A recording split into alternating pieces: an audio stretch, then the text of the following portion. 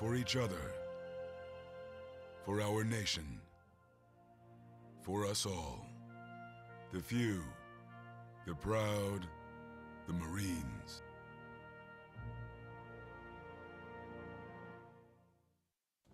They came from every corner of the country, from small towns and big cities. But they all shared one thing in common.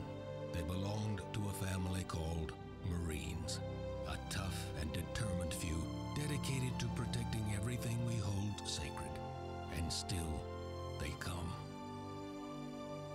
Celebrate the history of those proud few who have earned the title Marine.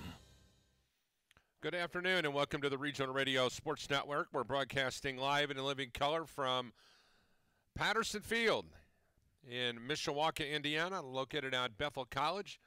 Live from Jenkins Stadium. Glad you can join us here. 49 degrees, fair skies.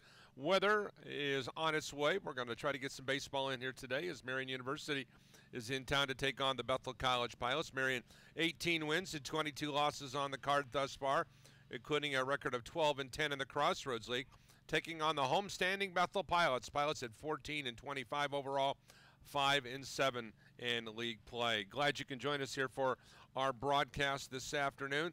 This is the 52nd meeting all-time between the two institutions, Marian University and Bethel College. Marian leads the all-time series 27-24.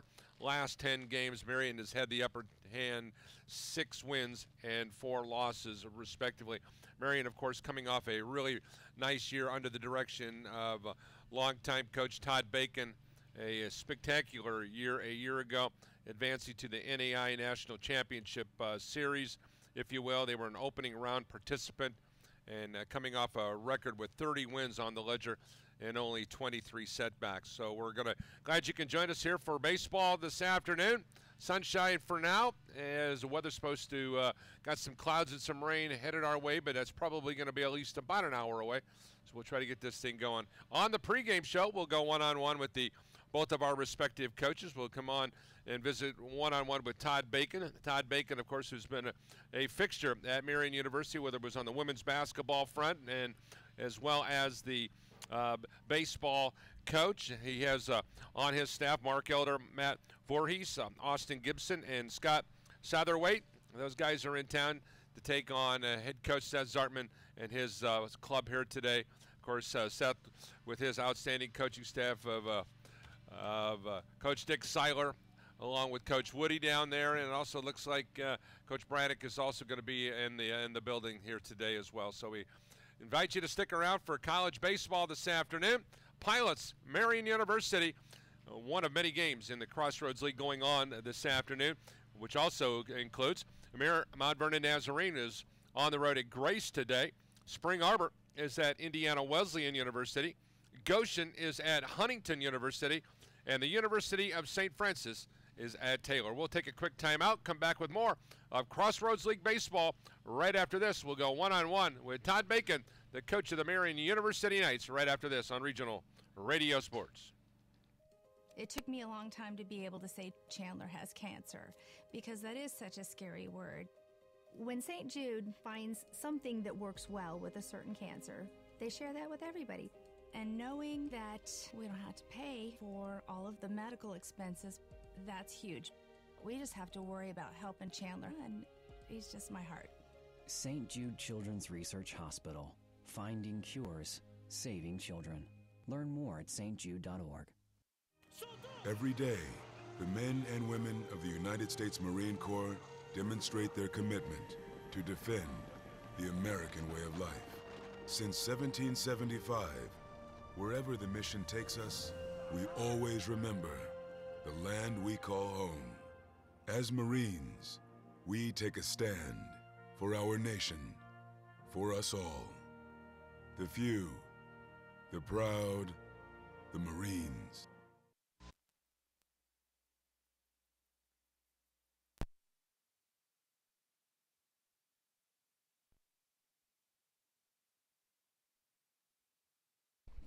College baseball here today from Patterson Field at Jenkins Stadium. Todd Bacon joining us here, the coach of the Marian University Knights. Todd, first of all, great to see you again, as always. Let's just talk about the dynamics of this Marian baseball team. It's neat for you.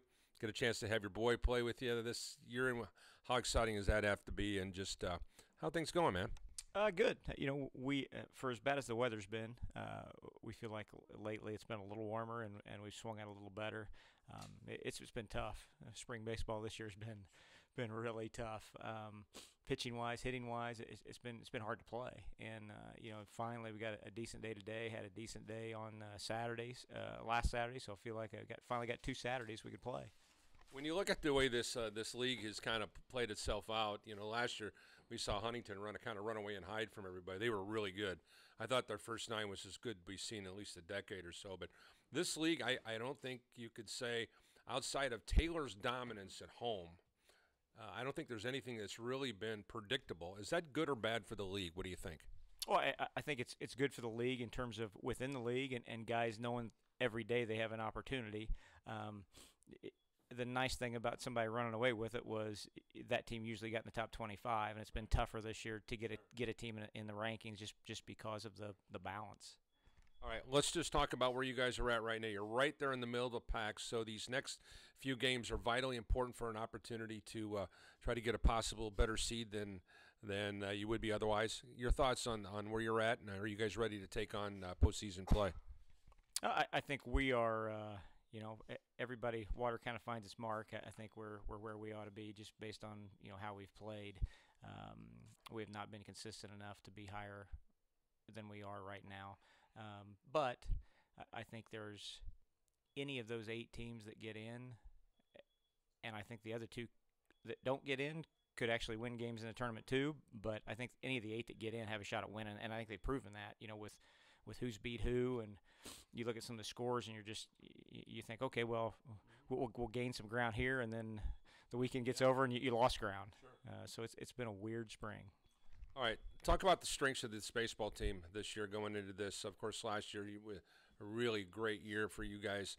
But if you look at this one, obviously everybody knew going in that Matt Burleton was going to be, coming off an NAIA honorable mention All-American status a year ago. So he's been obviously a guy that you can count on. But let's just talk about pitching, defense, and the hitting. What's been good for you, and what's still a red flag for you? Defensively, we've been solid all year.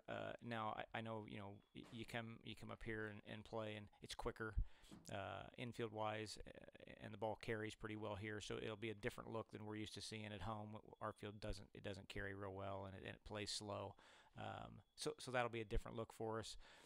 Pitching wise, we've had to use a lot of freshmen. As you can see on the numbers, I think we've started 9 or 10 different guys in conference games. Some of that because of weather. Some of that just because we have not gotten the quality innings out of our senior class on the hill that we thought we were going to. That they've struggled some, and that's been that's probably been the biggest disappointment. Is just we were counting on those 3 senior arms to be pretty steady, and they've not been steady. They've had days where they've been good, and other days where they just have not been. Now, offensively, we have had games and doubleheaders and series where we've swung it really well, and then we can turn around 2 days later and 3 hits and pop everything up, and so it's been inconsistent. Even though the numbers look pretty good, it's been hot and cold. Your concerns about Seth's group. One thing about over the course of the years you've competed against Seth, his kids play hard. That's one thing that's been certain. Well, definitely, and if Seth's coaching a team, they're going to swing it. And we talked about it before we came up. With you look at averages, on guys, you say, well, he's only hitting 240. And, we've our upperclassmen told our young guys they'll swing it, and they've proven time in, time out, year after year that if you throw it across the plate, they're going to hit it hard. And so our biggest thing is can we keep it in the park, and can we make the plays when we do keep it in the park? Best of luck. Great to see you again, man. Thanks. Good to see you. We'll be back with more college baseball right after this on Regional Radio Sports. Special thanks to Todd Bacon for joining us here on the pregame show. It's time for the Seth Zartman pregame show here on Regional Radio Sports. College baseball here today from Jenkins Stadium. It's going to be a sunny afternoon, but rather cool here at the ballpark. Seth Zartman joining us here on the pregame show. Seth, first of all, I'll tell you what, let's start this off with something personal. I know that certainly it's been an adventurous last couple of days. Your pops has had a procedure with his heart, part of that heart defect that he's had and that you had. Kind of get us up to date on how the family's doing. How you doing? Yeah. Well, I appreciate it, Paul. The family's doing really well. The procedure this week went very well. The best case scenario did happen, so we were praising God for that. And our family's doing really well, holding up well. My mom's a trooper. She's holding up really well. So he got to go home yesterday, and so he's home resting. And I think the hardest part about the whole this is keeping him down for 6 weeks to rest out. But they're doing great. Everybody appreciated all the prayers that's been going around for our family. And, when you're in God's family, everything's good. And so we're just praising him for that. And we're glad to kind of be back on a normal day-to-day operation now. All right, let's just talk about the importance of having a solid infrastructure. And when you have something like that going on, you've got great assistant coaches, players understand. You got administrative here, people who are able to take care of things if you need to cut away to do those kind of things. And it's so important that you have that kind of stuff as a backup to when you can take that time to do that. Yeah, it really is, Paul. And that is the nice advantage to it. I called my AD the night before and said, look, I'm not going to be on campus. And it's like nothing stops. And I'm grateful for the assistant coaches I have. I'm grateful for the people around me. I'm grateful for this institution that puts family above, our work. And so I'm very grateful for that. And it made, like I said, it was like I was here. Things just kept happening. And here we are today getting ready to play a conference weekend. All right, let's turn our attention to the last time out, the game's up against Concordia. I know that you were able to sneak in one before the rains came. Give us an idea what you were happy with in the one game and the win on the road against a formidable foe. Yeah, I was very pleased going up there and our guys coming out playing like we did. I felt like that was one of the days we played focused but loose. We were doing the things that we needed to do. We were putting the ball in play. We were able to get some runs across, hit a few home runs in the process. But to have Brandon Beauchamp go out there on the mound and really stifle their lineup for a complete game win was just tremendous. And he put forth a great effort, even throwing the last 2 innings in the rain, kept his focus. So I was really pleased all the way around. And I'll tell you this, it made the 3-hour trip one way a lot more enjoyable. Coming back with a victory over Concordia. Well, let's turn our attention to Todd Bacon's group today. Very, very formidable group. 4 or 5 guys that are in the top 30 in the conference. And in regards to hitting, this is one of the best hitting teams in the league. Just talk about your longtime friendship with Todd. Todd's been a fixture, whether he was at Goshen or if he was, he's been at Marian. He's been a basketball coach. So he's been around a guy. He's a guy who's been a part of education-based athletics his whole life. Yeah, he really has. And, Todd's obviously a very formidable coach to go against, because he's going to have his team ready to play hard, and they're a blue collar baseball team. They're gritty. They're going to, look to put the ball in play, get guys around the bases. I think honestly, obviously we got to keep their offense down at bay with our pitching, but honestly, I think that's our MO too, is we got to jump all over their pitching early and try to get some things to happen, put some pressure on them. So we can score some runs early, because their offense is going to keep coming at you and keep doing the things that they're going to do. So I think we've got to try to take advantage of maybe some mistakes if we can, whether it's a pass ball or a dirt ball or something where we can gain some 90 feet on what we're doing. And if we can do that, I think we have a good chance to be successful. But Todd always has his teams ready to play, and you got to give him that every day out. And sometimes he's a tough guy to coach against. All right, managerial standpoint, interesting dynamic. You've got the emotions of senior day tomorrow with the doubleheader, and of course you got 9 innings here today. Kind of give us an idea on how short that leash is in regards to the bullpen here today, as well as your starters. And have you tweaked that lineup at all, knowing what you got coming up over the course of, you got 4 games? We're going to go on down to Eric Gingrich, who's doing the public address today for our prayer and the playing of the national anthem. Baseball. Thank you for the beautiful weather that we have to compete in today. Keep us free from injury and help the players to display their talents in a way that honors you. We thank you for everything you're doing in our lives and everything that you're going to do. Pray these things in your name. Amen.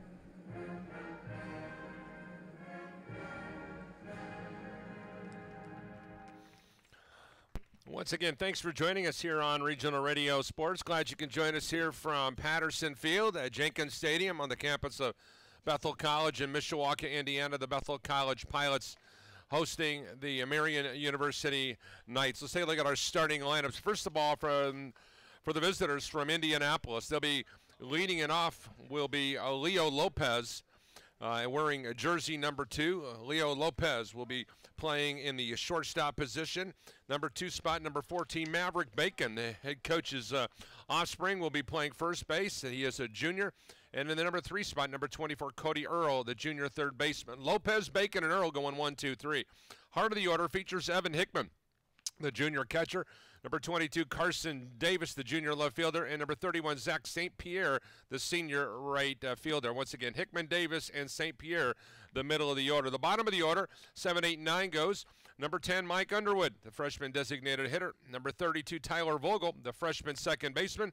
And number 7, Henry Fisher, the junior center fielder. Underwood, Vogel, and Fisher, 7, 8, and 9. Now let's take again a look at the lineup for the Marian Knights. Lopez, Bacon, and Earl. Hickman, Davis, and St. Pierre. Underwood, Vogel, and Fisher. Defensively for the Pilots, it will be Andrew Miranda in left field, Colin Affolder in center field, and Jesse Zapata in right field. Infield third to first features number 11, Eric Kelver, the senior third baseman. Freshman Luke Adams will be patrolling shortstop. Second baseman today will be number 22, C.M. Laffey, and number 5, Mike Wathier at first base. The battery of Josh King and Mason Love behind the plate. About the lineup looks like this. It'll be Adams leading it off, followed by Affolder and Kelver. Once again, Adams, Affolder, and Kelver going 1, 2, 3. Middle of the order features Mason Love in the cleanup spot, followed by Mike Wathier at first, and Jesse Zapata in the 6th spot. Once again, Love, Wathier, and Zapata, 4, 5, and 6. In the bottom of the order, C.M. Laffey, Sean Luzon, the designated hitter, and Andrew Miranda. Once again, Laffey, Luzon, and Miranda, the bottom of the order. Adams, Affolder, Kelver, Love, Wathier, and Zapata. Laffey, Luzon, and Miranda. On the bump today for Marian, it'll be Brendan Smith. We'll talk more about him in the bottom of the first inning, but he's a senior with a record of 0 wins and 4 losses and an ERA of 5.05. Now for Bethel College, they're going to have Josh King to throw today. Josh King on the year for the Bethel College Pilots. Comes in with a record of 3 wins and 5 losses, a 5.65 ERA. This will be his 13th game of the year. This will be his 10th start with 1 complete game under his belt, 51 innings pitched. And we are ready to get underway here with the first pitch from Bethel College in Mishawaka, Indiana, as Josh King, the right-hander, gets the okay from the home plate umpire. And the first pitch is coming your way at exactly 3 o'clock Eastern time, and that will be strike 1 for Josh King. Going against Leo Lopez. Lopez, one of the top hitters in the Marian offensive juggernaut, and that'll be strike 2. This is a Marian team that comes in batting .307 as a team with a slugging percentage of .429 and an on-base percentage of .391. As Leo Lopez playing in his 40th, and they're going to say drop third strike, and that will be a K for Leo Lopez, and that'll be the first out, and that'll bring up Maverick Bacon. Maverick Bacon, who transferred in from Ball State University. This will be his 40th start of the season, his 41st game overall. This will be his 145th at bat, more at bats than anybody on the team. He'll be batting here from the left side. Maverick with a slugging percentage at .486, and he takes ball 1. Bacon Jr. has been dynamic at the plate with an on-base percentage of .448. And now to count 1-1. 1-1 pitch with 1 down. Softball going on at the opposite complex from our vantage point. Here's the ball hit into the Bethel dugout. Now to count at 1-2. 9-inning game this afternoon from Bethel College. Tomorrow, Twin Bell starting at noon. Here's the 1-2 pitch to Maverick Bacon. Josh King with the high leg kick delivers, and that'll be strike 3 call. 2 up and 2 down as he went down swinging, excuse me. Defensively, 327 down the left field line. And once again, the Pilots defensively have Miranda, Affolder, and Zapata. Straightaway center, 385, and 321 down the right field line. We've got the Bethel decals painted in white right in front of our vantage point. For those of you who are watching on Bethel Sports, and here's a strike to Cody Earl. So far, an efficient start for Josh King. Cody Earl, a 385 hitter. This is his 40th start of the season, 41st game overall. King delivers, breaking ball, missing. And now the count at 1-1. Marian has scored 20 runs this season in the first frame. Their least productive frame has been the second inning. Here's a pitch a little high. Now the count at 2-1.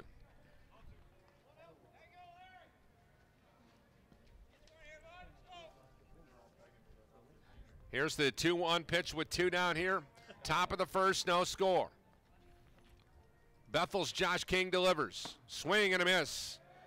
And that'll be 2-2 now on the count. Marian coming off a stellar year for head coach Todd Bacon. Todd just recently achieved the 100 victory plateau here at Marian University. There's a breaking ball a little high, and for the first time this afternoon, Josh King has seen the count go to full at 3-2. Josh King on the year, giving up 4 long balls, and there's one hit on the nose. Back to the wall, and that ball is gone. Andrew Miranda got turned around, and that'll be the 5th homer of the season off of Josh King on the 3-2 pitch, and it's now 1-0. Oh, he absolutely put a groove on, and Miranda lost sight of the baseball, and when he turned around, he ran into the fence, and it's a 1-0 ball game, just like that with 2 down.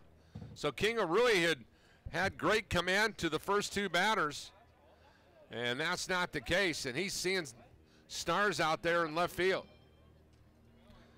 On a home run. And for Marian University, is a team that came in hitting the cover off the ball. That's their 20th homer of the season for the Knights. And for Cody Earl, that is his 9th, which leads the club. And that will be his 35th RBI. Bethel certified athletic trainer out there to visit with Miranda in left field, giving him the eye test right around the warning track and as well as the fence in left field. And he's going to stay in the ballgame, it appears.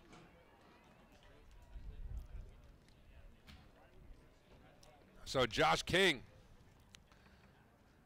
will try to sort out the dynamics for the next batter. Will be junior catcher Evan Hickman.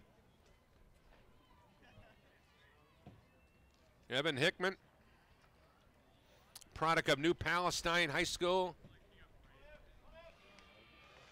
Josh King takes a big sigh of relief. Pilots decked out in their gray slacks today. Blue jerseys with the white and black trim along the sides. Solid white numbers. Pilots decked in the blue bills today and the gray caps with white BC on the front. Josh King delivers his first pitch, and that'll be ball 1.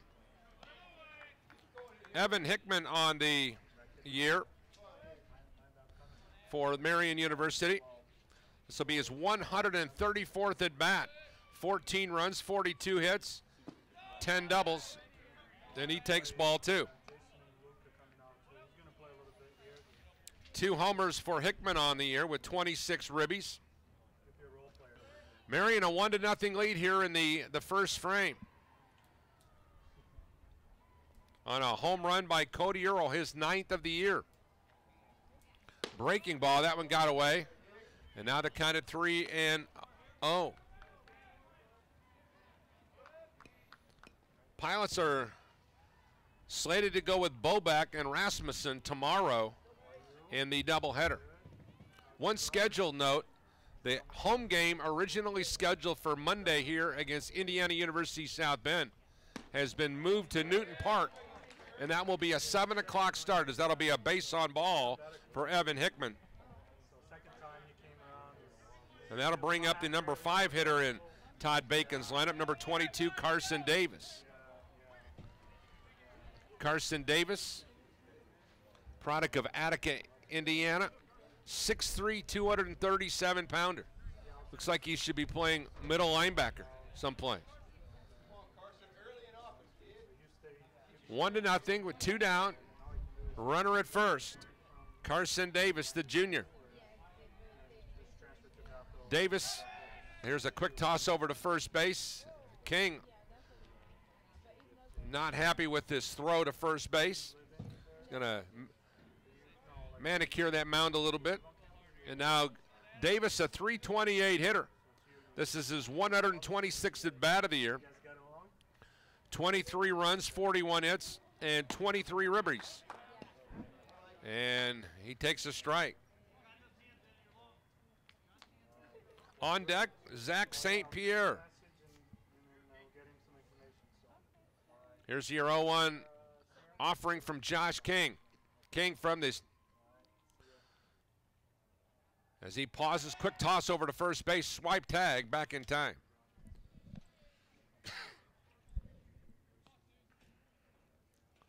Outfield, Colin Affolder about 8 paces to the left of the second base bag. Miranda, medium depth. Zapata shaded towards center field. Breaking ball for a strike. And now to count it 0-2. Nice piece of pitching by Josh King there.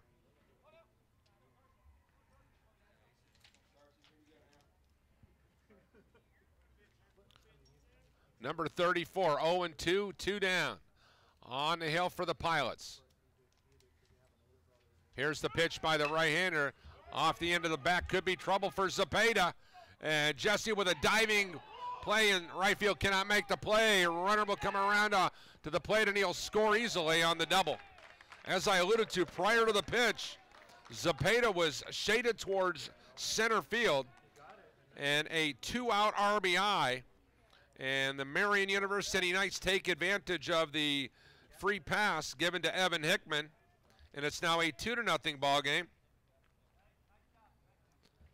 RBI double for Carson Davis.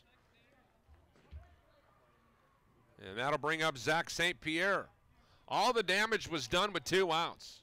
A homer by Earl, a walk by Hickman, and a double by Carson Davis. And Marian leads it 2-0 here. Zach St. Pierre takes strike 1. Zach St. Pierre on the air for him, playing in his 40th game. This will be his 35th start of the year. Batting .268. This is his 113th at bat of the year as he takes ball 1. Now the count even at 1-1.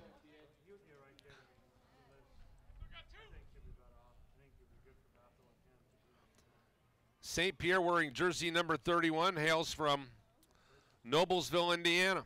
Went to Noblesville High School. Here's the 1-1 pitch with 2 down, runner in scoring position. Josh King from the stretch. Here's the pitch. And that one fouled back off of Mason Love behind the plate. And Mason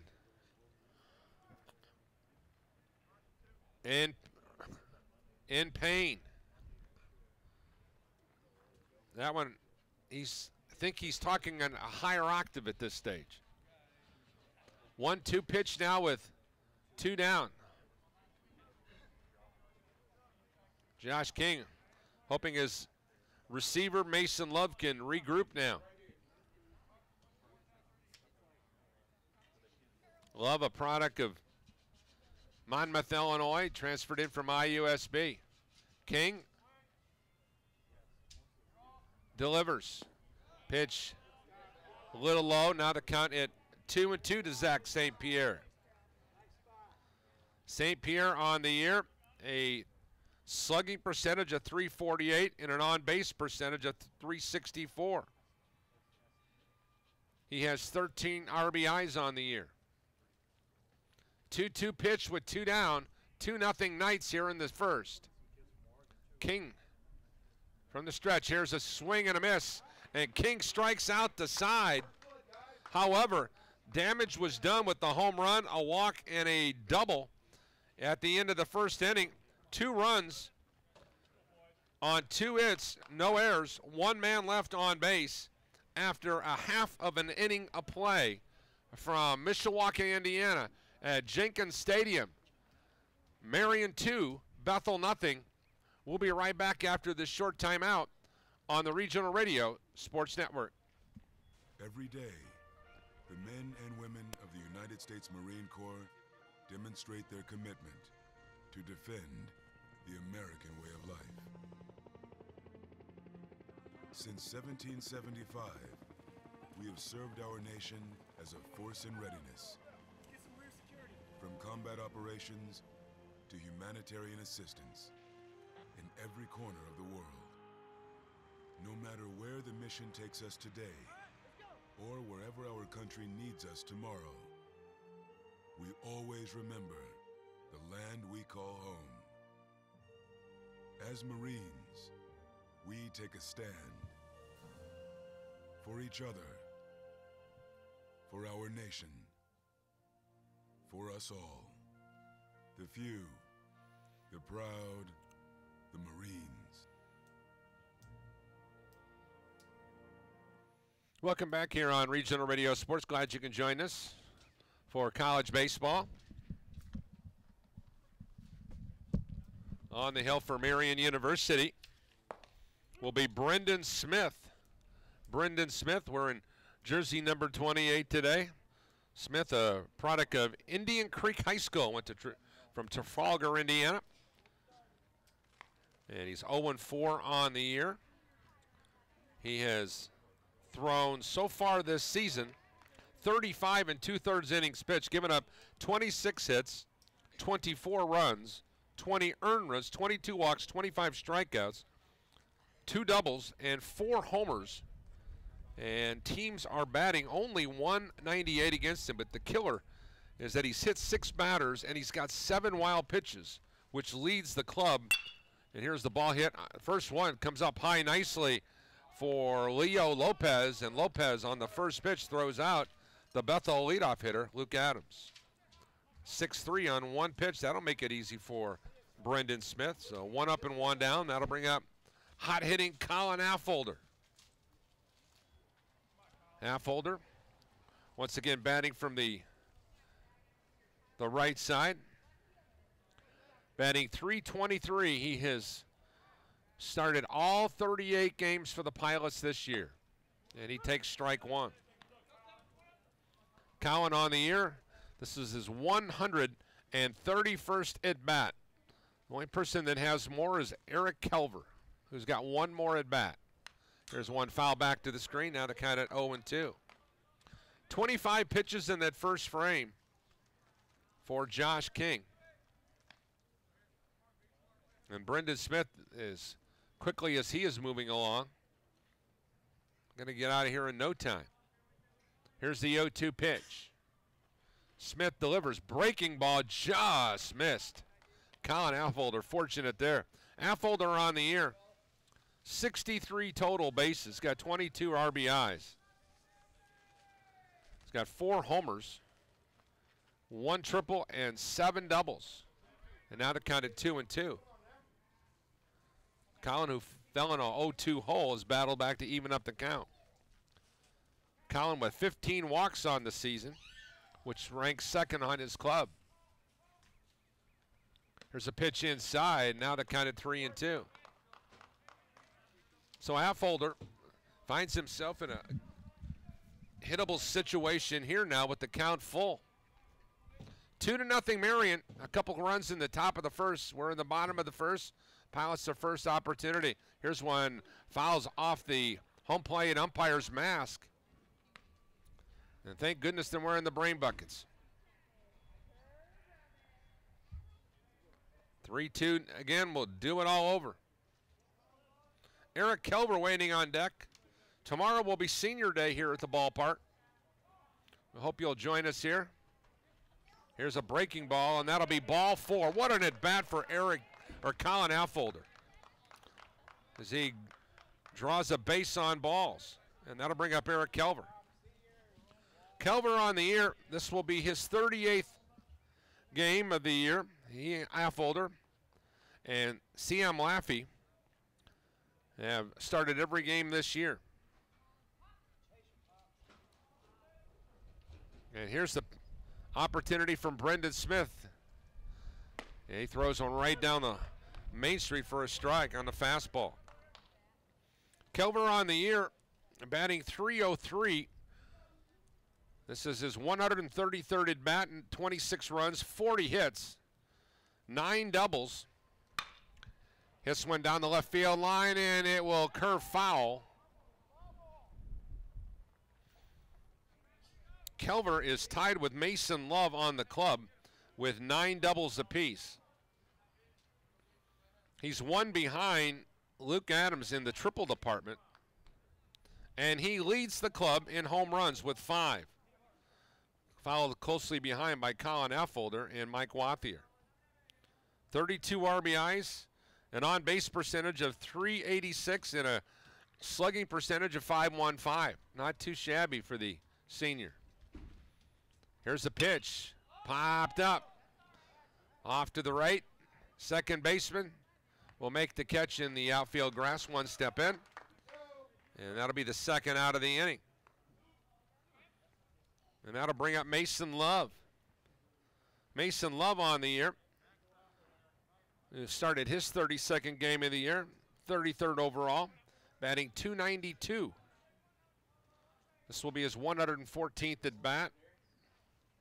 He's got 5 runs, 33 hits, 9 doubles, 1 dinger, 21 ribbies, and he is a slugging percentage of .398, and most importantly, a .362 on-base percentage, and he's behind in the count 0-1. 2-0 Marian here in the home half of the first. 9-inning affair today. We'll play 2 tomorrow. Pre-game show getting underway at 11:40 Eastern time. Here's the ball getting away from the catcher. And that'll be a wild pitch. I mentioned that earlier. That has been one of the negatives, and that will be the 8th wild pitch of the year against Brendan Smith. And now the Pilots have Colin Affolder at second base in scoring position, as Mason Love now has a 1-1 count. On deck, Mike Wathier for Bethel College.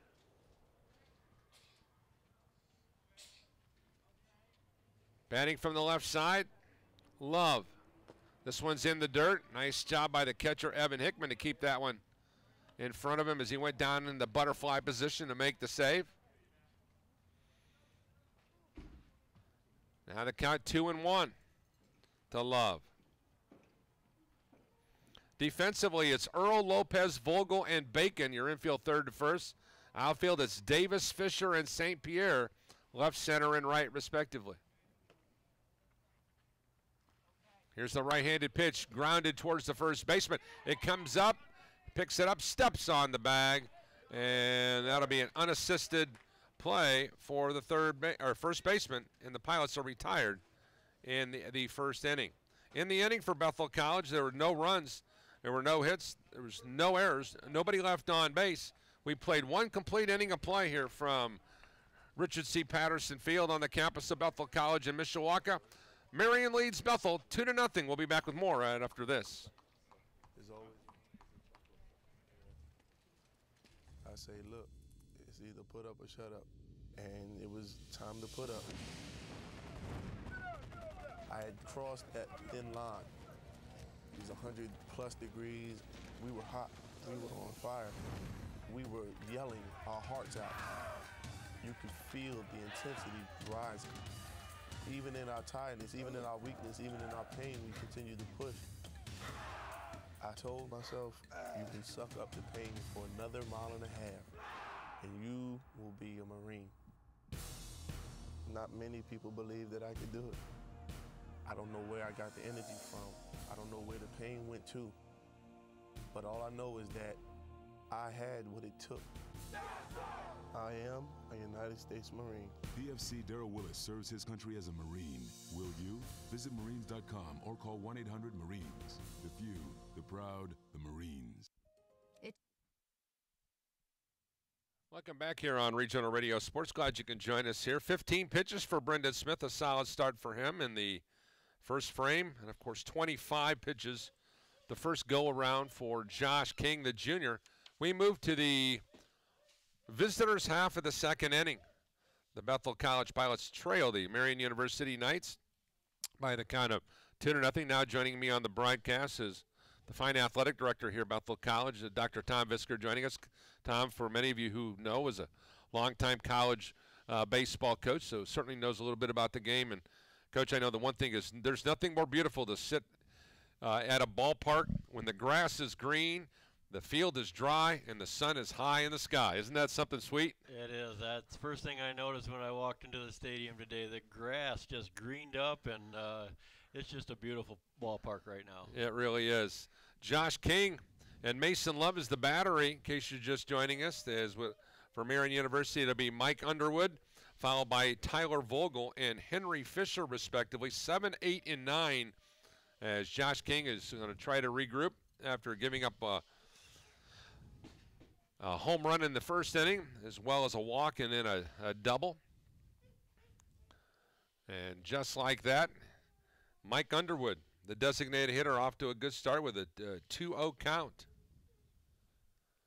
As Josh King, there's the windup, here is the pitch, and that one caught the outside corner at 2-1. Crossroads League action today. Mount Vernon is at Grace, Spring Arbor is at Indiana Wesleyan, Goshen is at Huntington, and St. Francis is at Taylor. And there's a swing and a miss. Now the count of 2-2. Coach, a lot of parity in baseball in this league. When you look at the big picture of the league, certainly there's not a team in there that's like Huntington a year ago that was just really, really, really special. And there's a swing and a miss here to as Underwood strikes out. That'll be the second strike. Check that. That'll be the fourth strikeout of the ball game now for Josh King. But parity in the league is a good thing. That's a great thing. I mean, we have great competitive ball games every time the conference schools meet, and I'm really looking forward to the conference tournament because it's a tournament that a number of schools could win. It's not a given to anybody this year. Tyler Vogel now for Marian University. Vogel, who hails from Jennings County High School. Now North Vernon, Indiana is where he calls home. He takes ball one. Vogel, a freshman. And on the year for Vogel, a .304 hitter with 16 RBIs. Coach, tomorrow is senior day. So there's some Bethel guys who are going to be given some hats and some plaques and whatnot. But tell you what, I don't know if it's who it's more emotional for, the parents or the coach. I don't know if the student athletes really come to the grips of it, at least during that day. What do you think? Yeah, there's a little bit of it. And it'll be a base hit down the right field line, taking the wide turn, and that'll be a base hit only, as big Tyler Vogel was lumbering around first, but he puts the brakes on, heads up play because Zepeda got a pretty good arm in right field. I think it is a little bit emotional for the players when they get that last time of the starting lineup and they go out to their position the last time. But once the game gets rolling, they just play. But you're right, for the parents, coaches thinking that, you know, this is the last opportunity we get to coach these guys. It was someone that you've invested in for 2, 3, 4 years or whatever the case may be. It is a kind of an emotional day. Henry Fisher batting now and playing in his 39th game of the year. This will be his 35th start. Here's a quick toss by the catcher, Mason Love, down to Watt here as they saw Tyler Vogel getting a pretty good lead out there. Now the count at 0-1. One of the things that as Josh King is going to pitch from the stretch here. Here's a pitch coming right back our way, and that'll be 0-2. One of the things that Seth Zartman mentioned on the pregame show, mentioned you by name, Coach, was the fact that that's been kind of an adventurous week for his family. His father, Marty, was in a hospital with some procedures. Seth has had some procedures in his own right, and he had a day where he basically wasn't going to be on campus, and he said he called you the night before, and your response to him was just do what you got to do to take care of your family. He said he loves the environment where the family has an opportunity to be a part of, it's the number one priority, really. It is. I mean, baseball is important. Our sports are very important, and we want to compete as hard as we can, but there are things that are more important, and family is definitely one of those. Here's the 0-2 pitch. Check that. They'll quickly toss over to first base as Keem keeping a close eye on Tyler Vogel. Vogel on the year has yet to steal a base, but evidently it's a priority. The one thing the Pilots have not been proficient on is because the opponents have stolen 27 bases. Or check that, 72 bases thus far on the year in 85 attempts. And once again, when you bring in a young catcher who wasn't even scheduled to be your catcher, you're going to get those kind of situations happen. And someone who's caught all your innings for you. Yes. Here's a bunt attempt, and that'll be a strike. And now they count at 1-2. I don't think there's anything more difficult in the world than try to be a catcher when you weren't scheduled to be a catcher. We're going to make you into one because of an injury or whatever.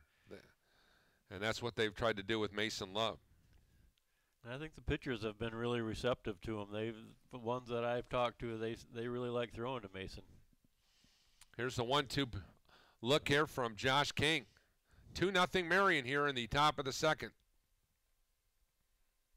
King with the deliberate look, tries to bite off a breaking ball. That missed the mark. Now the count at 2-2. Softball against Indiana Wesleyan on the Gardner Field across the way. So busy day over there and how about the first signature win for Scott Reese as they beat number 2 Marian earlier in the month. That's a great win for his young group. It certainly was a big boost for their program, so it was great to see that win. Here's a pitch missing the mark. Now the count at 3-2. They had been close a number of times this year. They've come out on the wrong end way too many times for their liking too, but they've showed signs of really being a pretty good ball club, and if they can consistently put it together, they've got a pretty good future. Yeah, that's one thing that I talked to our broadcast team, and they said that the one thing is very appears a breaking ball, and that'll be ball 4. And that will be the second walk for King to go along with the 4 strikeouts that he has. Now runners at first and second with 1 down as Vogel ends up at second base after all. And we'll go to the top of the order with Leo Lopez. Lopez struck out on 3 pitches the first time he faced Josh King. Lopez, a .324 hitter with 25 RBIs, but in this case, with an on-base percentage of .390. This is where he is oh so dangerous. Here's the first pitch, and that's a strike on the outside corner. On deck, Maverick Bacon. Bacon, a Division I transfer from Ball State. There's a pickoff attempt, and this one goes off the mitt of C.M. Laffey, and that's got to be an error on the second baseman. Yeah, I think he was looking or trying to apply a tag a little bit too quickly. The throw wasn't that bad of a throw. So Vogel moves over to third on the E4. Talking with Coach Zartman earlier today, that's the one thing that they've got to get out of C.M. Laffey is the routine play. No one's asking you to be an all-star out there. Just make the routine play. Here's a pitch, ground ball over the third baseman's head. That'll be a base hit. 1 run will score. 2 runs will score, and it's now 4-0 as Lopez with a 1-out base hit brings in 2 runs. 4-0 in favor of the Knights. Yeah, that was a play where the third baseman was in because of the runner at third base, and it was just a high hopper right over his head, and died in left field, and both runs were able to score. And that second run is a killer because that run may not have scored at all. Because if everybody is in the position where you're at. That's right. That was a ground ball to third otherwise. Yep, and you're maybe potentially looking at an inning-ending double play. Maverick Bacon, who struck out the first time he had a chance to go against Josh King. Mentioned at the top of the show, King with a record of 3 wins and 5 losses on the year. And King delivers. This one just missed the mark. Now the count at 1-1.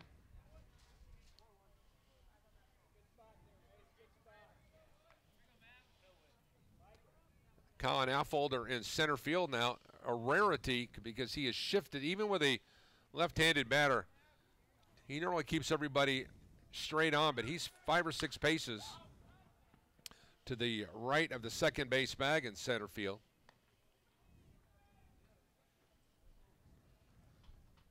And that foul pitch makes it now a 1-2 count. Still 1 down. A pair of Knights have scored here in this second inning.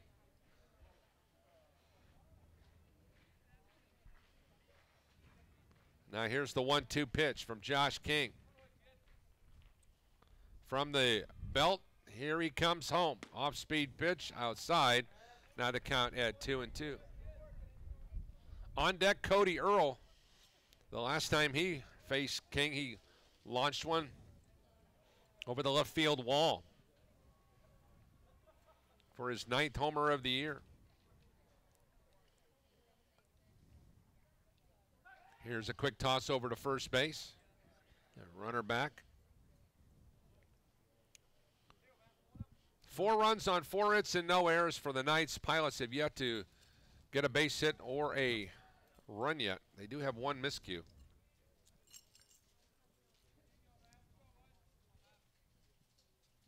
And King once again, he is ultra concerned about the runners on base, Coach. Yeah, he is. Well, they've started the runner twice, and both times on a foul ball. So it's you would think that he's probably going to be trying to get a jump on this pitch if he can. Maverick Bacon, who's had a great start for playing for his Pops, 382 hitter. How about the on-base percentage of 448?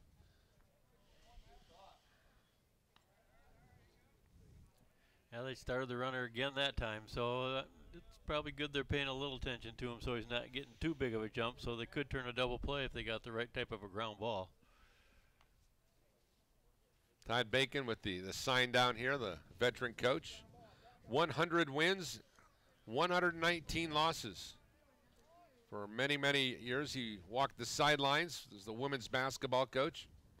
Here's a pitch, and there's a throw into center field, and fortunately, it was slowed down by C.M. Laffey, and that'll be a stolen base.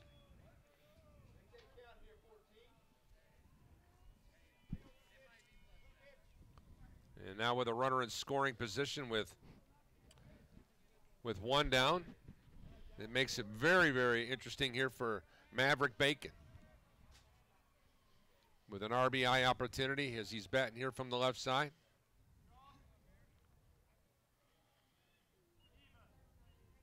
Here's King's delivery. And a good eye as Bacon is able to coax a walk out of Josh King. And at some point in time, I'm sure we're going to see some activity in that Bethel bullpen. Yeah, it's a 9-inning game, but you want to make sure that doesn't get away. Doesn't get away here. So Seth told me that this game was vitally important in the big picture of managing the bullpen during the course of this 3 games over 2 nights affair with Marian. Here's a pitch by King. That'll be a wild pitch, but it comes back. And here's a throw to third, and they'll tag him out. So a fortunate situation for King is the wild pitch, and it got a great bounce off the backstop here. And Lopez is retired. We'll go 2-5 on the retire. Yeah, the ball, Mason Love just turned around. The ball was coming right back at him like a line drive. He just had to grab it and throw it down to third. It was quite an easy play for him. Now Maverick Bacon will scoot on over to second base. As Cody Earl now sees the count go 1-1. Well, that's the spot he's got to keep him at. That's a nice low outside corner, especially on a right-handed hitter. They don't want to let it get up in the wind like he did the last time. Wind moving from left to right now. Here is Josh King, breaking ball, and that one just eats up Luke Adams at shortstop, and that was in between hop. Coach, I'll let you be the official scorer on that one. That's a tough play there. It is a tough play, but error it is. I would call it an error. Not to be mean to Luke, but that's one that I think he should have made a play on. 86, and now runners at first and third. The one thing that has been the big difference in the Pilots and the Knights, and this is really what it comes down to. The Pilots come into the ballgame batting .290, Marian at .307. But the key thing is the fielding percentage. Marian with a fielding percentage of .966, Bethel with a fielding percentage of .936. That's people huge. May not understand that those numbers are pretty close. They are in a lot of other things, but when it comes to fielding percentage, that's a light years away. Certainly is. You think every time the ball is put into play, there's a fielding opportunity, so you can see those numbers, and you just have to be able to make all the routine plays. If you do that, you're going to be pretty good. If not, it's going to be a long season for you, or you got to score a lot of runs. So it'll be the second error of the inning against the Bethel infield. Here's a pitch outside now here to Evan Hickman, the junior catcher. Hickman on the year, a .316 batting average, with 2 homers, 26 RBIs. He has an on-base percentage of .380. It'll be interesting to see what Todd Bacon does here with 2 outs with runners at first and third. Will he try to draw a throw? Maybe do a double. So here's a ball hit into right field. That'll solve that issue. It'll be a base hit as Bacon scores. Runner will come around to third. There'll be a throw here at third. Nope. And it's now 5-0. Marian taking advantage of all the little things and all the free gifts that the Pilots are handing out this afternoon here at Jenkins Stadium. Yeah, that was a well-placed hit right between first and second base, and runners moving. It was right back at first and third. So now with the Knights with 3 spot here in the 5th, and still Seth Zartman is yet to go to the bullpen. Don't anticipate that. And now Kyle Boynton is coming out to talk with Josh King. And Josh King not happy at all. When he saw Kyle coming out of the bullpen, he was not happy to say the least. Now, if you're Kyle Boynton, what are you talking about here, Coach? Well, what I've observed, and I guess I'm not out on the mound, but what I've observed is Josh is having a little difficulty with just being emotionally in control out there, and you just got to settle him down. I know there's mistakes that were made. Not all those runs should be credited to him, but on the other hand, you still just got to throw pitches that will get out, and just do your job, and the rest of it will start falling into place. As a longtime baseball guy, and I know there's been so much talk about speeding up the game and the amount of trips you can go to the mound at the big league level. Are you buying all this?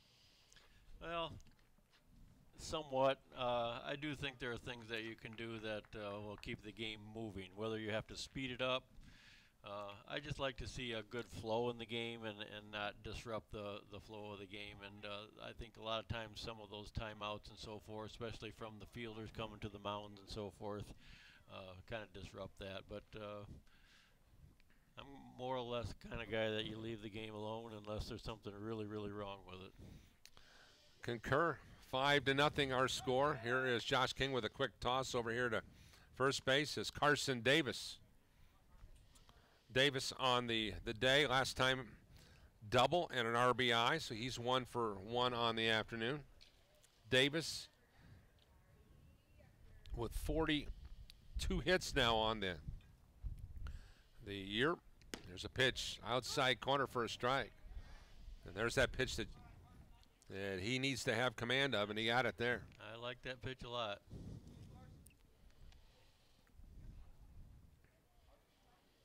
Here is Josh King, the right-hander, from the stretch. The Eastbrook native. This one in the dirt, kept in front of him by Mason Love, and now the count goes to 1-1. I want to pass along my heartfelt and condolences to the Holy Cross College athletic department. A longtime friend of ours, Bob Schummerhorn, who was the coach at Holy Cross, passed away out in California this past week on Monday. We were fortunate to be involved with the Holy Cross College athletics, as we are here at Bethel College and Indiana University South Bend, respectively. And Bob Schummerhorn, when he took the job at Holy Cross, he was vital in regional radio sports coming over to be a part of their athletic department. He saw what we were doing at Bethel, Coach, and he says, we'd like for you guys to come over here and be a part of our family. And former United States Marine, one of my favorite people I've ever had a chance to engage with. Here's a swing and a miss, and runner steals second base.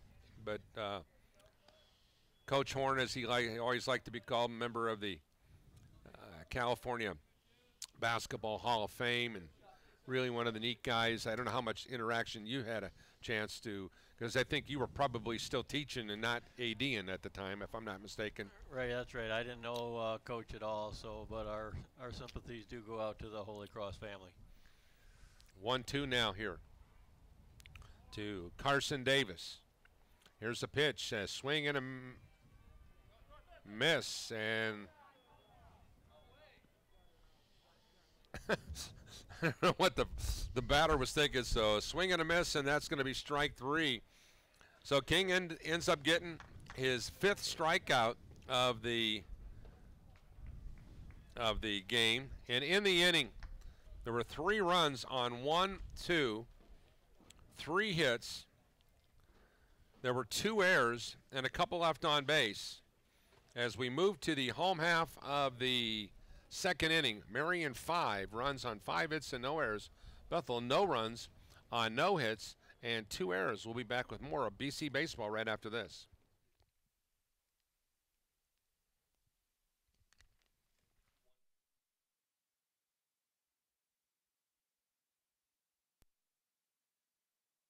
It took me a long time to be able to say Chandler has cancer, because that is such a scary word. When St. Jude finds something that works well with a certain cancer, they share that with everybody. And knowing that we don't have to pay for all of the medical expenses, that's huge. We just have to worry about helping Chandler, and he's just my heart. St. Jude Children's Research Hospital. Finding cures, saving children. Learn more at stjude.org. Imagine your home equity setting you free. Imagine taking the trip of a lifetime, cooking in the kitchen of your dreams, sunny afternoons in the pool, or providing a college education. A home equity loan from Horizon Bank can make it happen. With great rates and personalized service, Horizon can help you go further than you ever imagined. Talk to your Horizon advisor or apply online at horizonbank.com. Member FDIC, Equal Housing Lender. Welcome back here on Regional Radio Sports. Paul Country along with Dr. Tom Visker, Bethel College Athletic Director. We move to the home half of the second inning. Marian off to a great start. 2 in the first, 3 in the second. And here's the first pitch to Mike Wathier, fouling it back here. Coach and I were talking about Tom Horn during the timeout. Tom, of course, just recently passed away, the former men's basketball coach and athletic director at Holy Cross College. I'll never forget, Coach, I think it was the first year the Pilots And Mike Lightfoot's squad laid about a 50-point whooping on them. And it was an ugly, ugly game. And Coach Horn comes on the post-game show, because the game is over there, I believe, and he says, that's what we want to be like. We want our kids to play like those kids did, and this is great for our program to see. This is what it takes. This is how you have to play. And I never seen a guy that was so happy after getting his clock cleaned by 50, because basically of the message he was trying to portray to his student athletes. And just really one of the great guys of all time as Wathier strikes out. Of course, went to South Bend Central High School, part of that great legacy of education over there. And speaking of legacies and moving things around, segue in, you've got some new things to talk about, because some new sports are coming to the Mishawaka campus. Yes, they are. We're excited about the fact that we've been given the permission to go ahead with several new sports.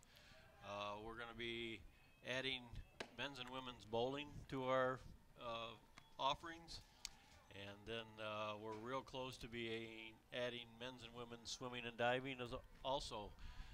And we hope to, in the near future, be able to add a men's volleyball program as well. So we're pretty excited about this. Wow, that is a lot on the plate. Andrew Bowen is over there cringing right now, thinking about all the extra work he's going to have. And another SID's coming on. All right, there you go. Well, make no mistake about it, that is a handful. And obviously you're going to have to, unless some major infrastructure is going to happen, that swimming will be off campus, I'm assuming, right? Yes, well, we're in negotiation right now on a pool. I really don't want to say much more about that Sure. until it's finalized. But we have a great opportunity on a wonderful facility, and if we can work out the last few details, hopefully in another month or so we'll be able to announce all about that too. So yeah, men's volleyball also is just exploding across the country. Yeah, it is. And the first thing that needs to happen for us to do that is we need to build a track training facility to get our track out of our basketball gyms, and then we can start worrying about Sure. another volleyball team. So it'll be a 3-year progression, but we're excited about it. Jesse Zapata earns a base on balls. Once again, thus far, Brendan Smith has yet to give up a hit. He does have one strikeout and a pair of free passes he's given up. That'll bring up C.M. Laffey. Laffey, the second baseman for the Pilots today. And he takes strike one.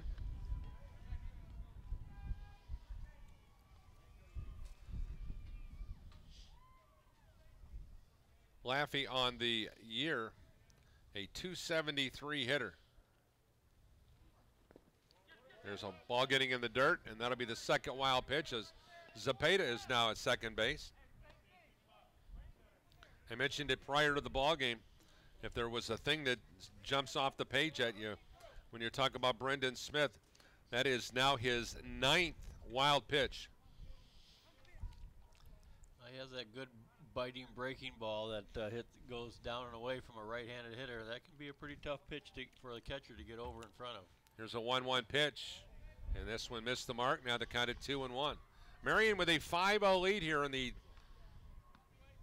bottom of the second inning. Pilots have yet to get a base hit here this afternoon. 2-1 offering now to Laffey. Nice lead by Zapata at second. Here's the pitch getting away again, and Zapata moves on over to the third wild pitch of the afternoon for Smith. Now, if I was a scoring man, I don't know that I would give that one a wild pitch. That was the catcher was in front of that ball. It was just off of his glove. So you're going to give him a pass ball? I don't have a problem with that. We'll do that. So we'll call that a pass ball. And last thing I've always said is don't count on me to be the official scorer. 3-1 with one down.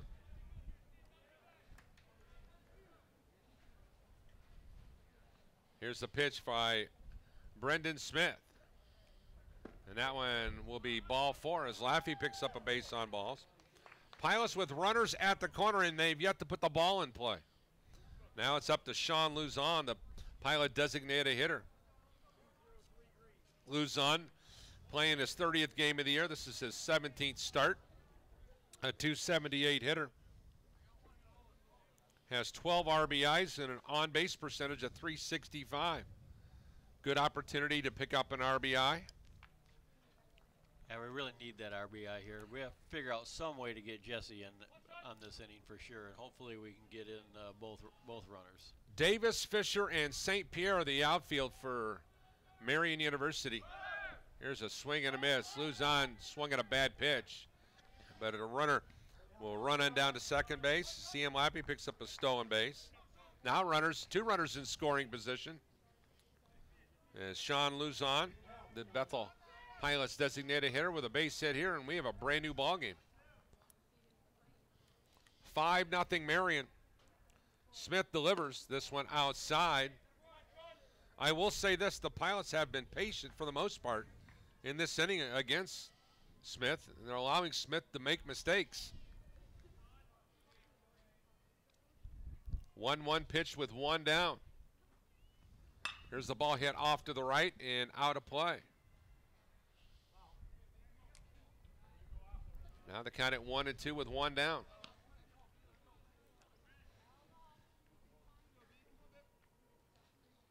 Jesse Zapata here at third. Sam Laffey at second base. It's Earl Lopez, Vogel, and Maverick Bacon, the infield third to first for Todd Bacon's squad. Here's the pitch, right up the middle, a base hit.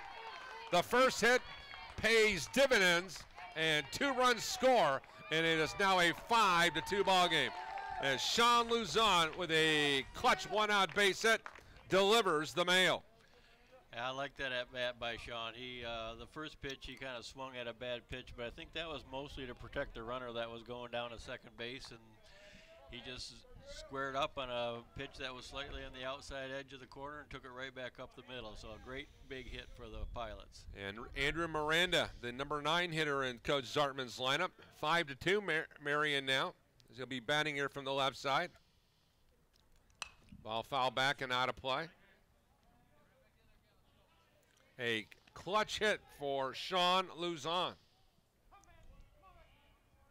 Luzon now on the year with 14 RBIs. And that was his 16th hit of the year. And as important one as we have seen. And still no activity in either bullpen. Here's a quick toss as Luzon dives head first back into first base.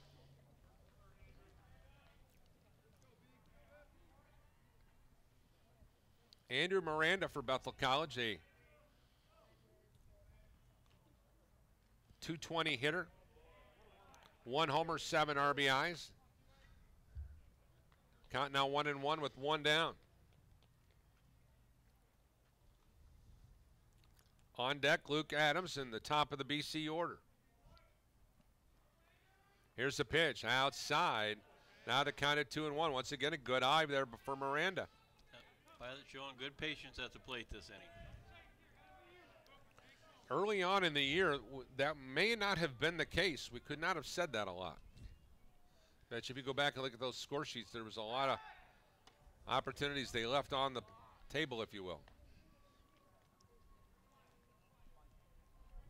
Just a scheduling reminder, the game against Indiana University South Bend on Monday has been shifted from Jenkins Stadium to be played down at Newton Park. 7 o'clock will be the start time. Here's the 3-1 opportunity for Miranda. The right-hander delivers. Ball 4. Pilots will take the free pass. And now runners at first and second. And we'll go to the top of the order and Luke Adams. Yeah, struggling a little bit with control. Coach from Marian making a timeout to kind of settle his pitcher down, and it could be a big inning for the Pilots yet. Only 1 out, 2 runners on. Todd Bacon's going to make the trip. Normally he will send out his pitching coach, and that is not going to be the case. And now we have some activity. Who do you got warming up down there, Andrew? I got 34. 34, that would be Sam Bell, the right-hander from Munster, if that is the case.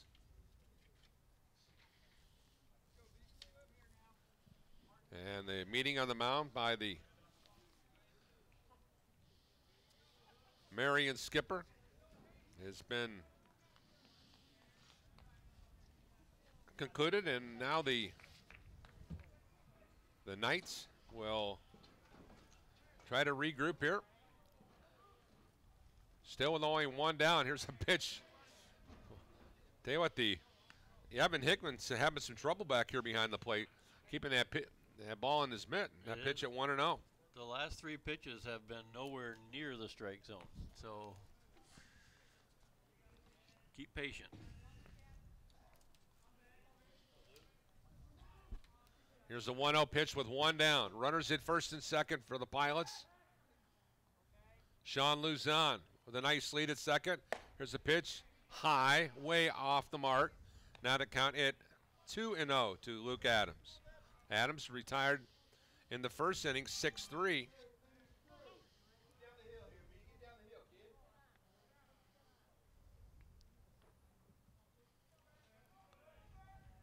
Once again, Brendan Smith. Pitch way high. And now to count it 3-0. He has given Evan Hickman a heck of a workout. He certainly is. Hickman did a great job on that one. The runners could have easily been in scoring position. We almost had a chance to insert your favorite Bull Durham move in there. That would have gone another inch higher, would have hit the bull. Here's the 3-0 pitch with 1 down. Runners hit first and second. Here's a pitch right down the heart of the plate. Good eye there for Adams. Make him get it over the plate at this stage. Yeah, let's not help him out at all, because he is struggling right now. 3-1 now. Runners at first and second. Pilots a 5-2 trailer. Here in the home half of the second. Here's a pitch inside, and they're going to call that a strike. Now the count at full. It'll be interesting to see what Coach Zartman does here. Be a good opportunity for him to lay down one of those classic bunts. Let's see, that'll be ball 4. No need to. Another base on balls, and now they're loaded. All this damage with 1, 2, 3. This is the 4th walk of the inning for Brendan Smith. He also had one in the first inning, so he's got 5 walks and a strikeout.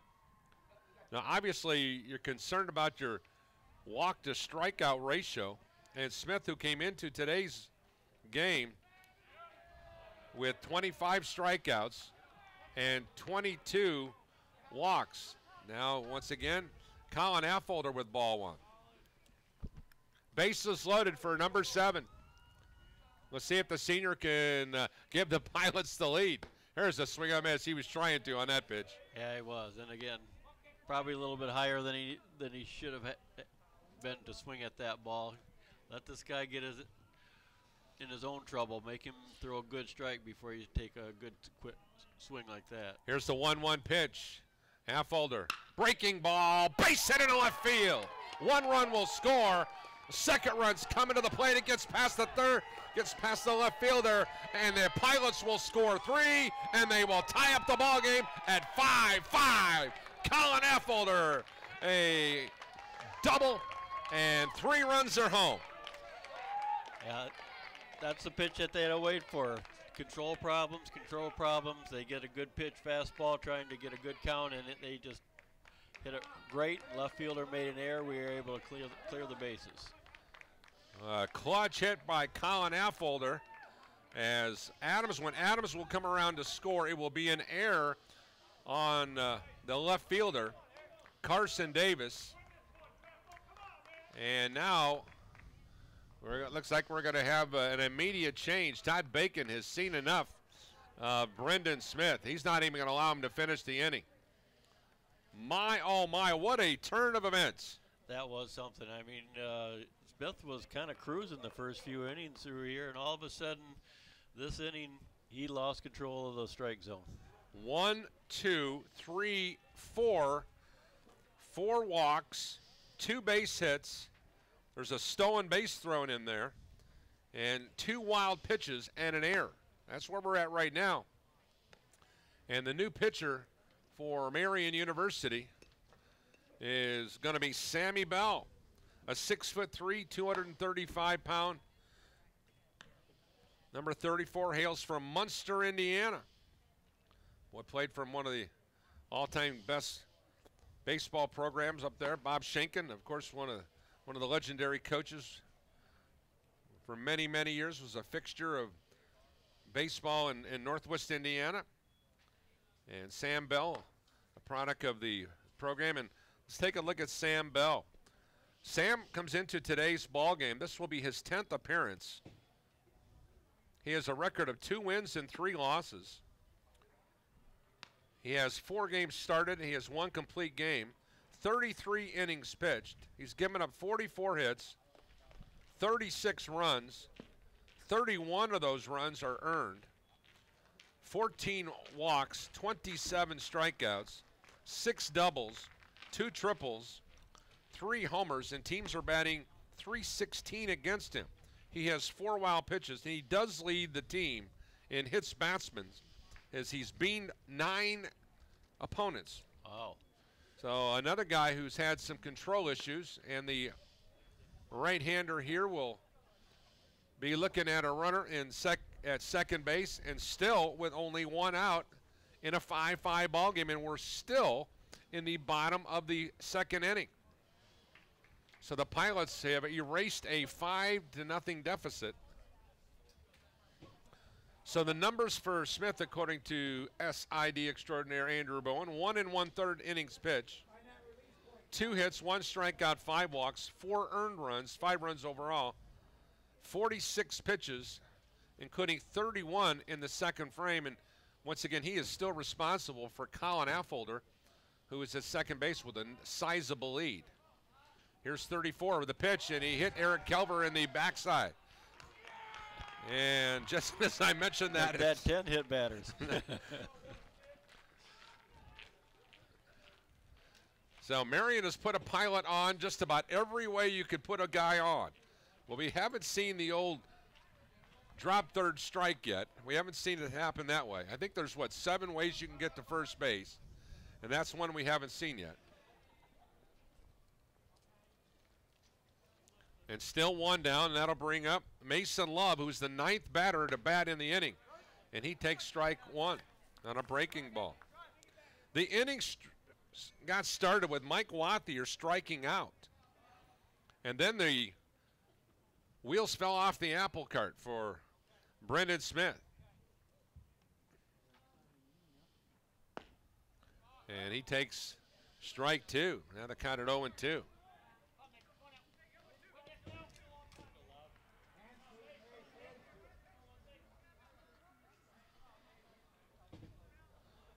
The 0-2 scenario with 1 down. Pilots with the go-ahead run at second base. And runner at first to boot. Here's the pitch. That one's low. Now the count at 1-2 to Mason Love. Love on the year. A .292 hitter with 21 ribbies. Good opportunity here to, if ribby number 26 would come his way, and the Pilots, after an auspicious start, and there it is, a base hit. Affolter takes the turn. He is coming home. There will not be a play at the plate. Pilots lead it 6-5. Mason Love delivers an RBI base hit. That's a great hit. He just took the pitch on the outside corner of the plate and didn't try to do anything more with it, and then put it into play, and he did it right between third and short so the run could score. And now Mike Wathier will bat for the 2nd time in the inning. Wathier 0 for 1. All runs now earned for Smith. 6 earned runs. Here's the pitch by Bell. Ball hit into right field. Base hit for Wathier. Runner's going to come around. Kelver to the plate. He will be safe. And Wathier to second. Pilots lead at 7-5. A 7-run second inning for the Bethel Pilots have erased a 5-run deficit. And then letting the throw come all the way through to the plate on that one from right field, moved both runners up into scoring position too. So we're still 1 out with runners at second, third. The nightmare on McKinley for Todd Bacon continues. Pilots still are behind in the overall hit. And here's one inside. Jesse Zapata squeezed off the plate. That'll be ball 1. Zapata walked, moved to second on a wild pitch, stole a base, and scored the first Pilot run about 20 minutes ago. Here's one hit off the fist. That'll be a base hit into left field. 1 run will score. It'll be a play to the plate. 2 runs will score. Zapata delivers 2 RBIs, and it's now a 9-5 Pilot lead. What an offensive breakout here for the Pilots in the bottom of the second inning. My, oh my. Biggest inning of the year for the Pilots here in the second frame. As Zapata with the base hit. Now the Pilots with 5 hits. And now to bring up C.M. Laffey, still with 1 down. Here's a pitch. Popped up and out of play to the right. And the beautiful golden retriever over here to the right was excited about trying to grab the baseball.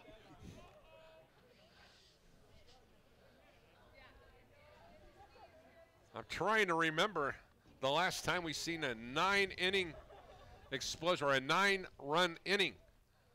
Boy, I tell you what, you got to go back a ways. Here's a pitch, and that one nearly hit C.M. Laffey. Well, there's one young man sitting in the dugout over there that's got to be thinking, I've got a second chance here, and that's Josh King. Oh, absolutely. He's got a big job to do when he comes out on the mound this next inning, just to shut the door right away and keep this lead. And here's the 1-1 pitch. Laffey sees that one missed the mark. Now to count it 2-1. Laffey, the 12th man to bat in the frame.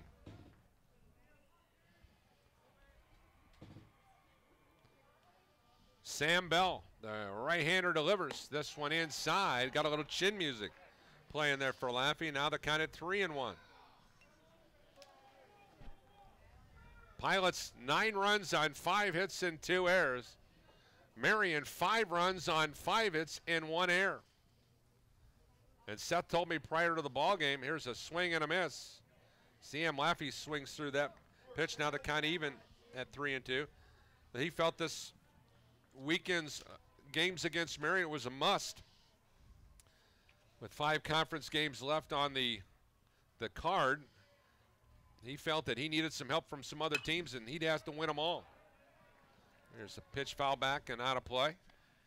Yeah, well, you can't rely on the other team, so you just got to go do what you can do, and hopefully it's enough to get them to where they want to be for the postseason tournament. Marian's pitching staff had an ERA of 5.12. The Pilots' pitching staff with an ERA of 5.75. And here's the ball hit off to the right and out of play again. So that's where we're at right now, 9-5.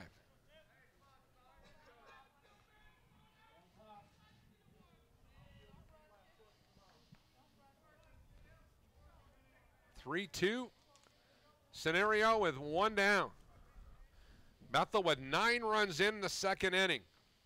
Here's the runner off and going. The ball hit in the gap. That could be trouble. That will be a base hit and then some as it goes up against the fence. Here is Zapata coming around to score. 10 runs in the second inning on the double by. Wow. What an explosion. Man, oh man. And they've all been manufactured runs. I mean, I remember back in the days when we had a few guys that could sit up there and drive it out of the park for us, and we'd score a lot of runs. But these have all just been timely hits and great placed hits and heads-up base running. You know, C.M. Laffey is in a situation where, you know, he had got ahead 3-1 in the count, then he saw it go 3-2 and battled off a couple pitches. and ended up with a quality at bat. Here's the ball hit on the nose. That's going to be a base hit, as Laffey's going to come around to score, as on the first pitch, Sean Luzon delivers an RBI. Oh my, what an inning for the Pilots. Well, Sean got us started at the top of this inning with a big base hit to score a couple of runs, and then the Pilots just haven't shut it down since. And now 11 runs in the second inning. Who would have thought this was going to happen? The Pilots came into the bottom of the second trailing 5-0 and have rallied to put 11 on the board here at Patterson Field. And now to bring up Andrew Miranda, who walked and scored a run. And now some activity. Looks like it's going to be Cody Chandler. Here's a quick toss over. So at this stage for Todd Bacon, anybody who's he put on the hill has had trouble. But I want to give credit to the Pilots because they've been patient with the Marian pitchers thus far, Coach. Yeah, especially this inning. They've been very patient, waiting for them to give them a great pitch to hit, and then they've been putting it in play. Activity in the Bethel bullpen too, but that's just Josh King trying to get it warm before he has to go out there again. He's probably, Andrew, I don't know if you had a stopwatch on the time. You know, I didn't think about that, how long this inning has been. And here's a pitch foul back, but it has been a while.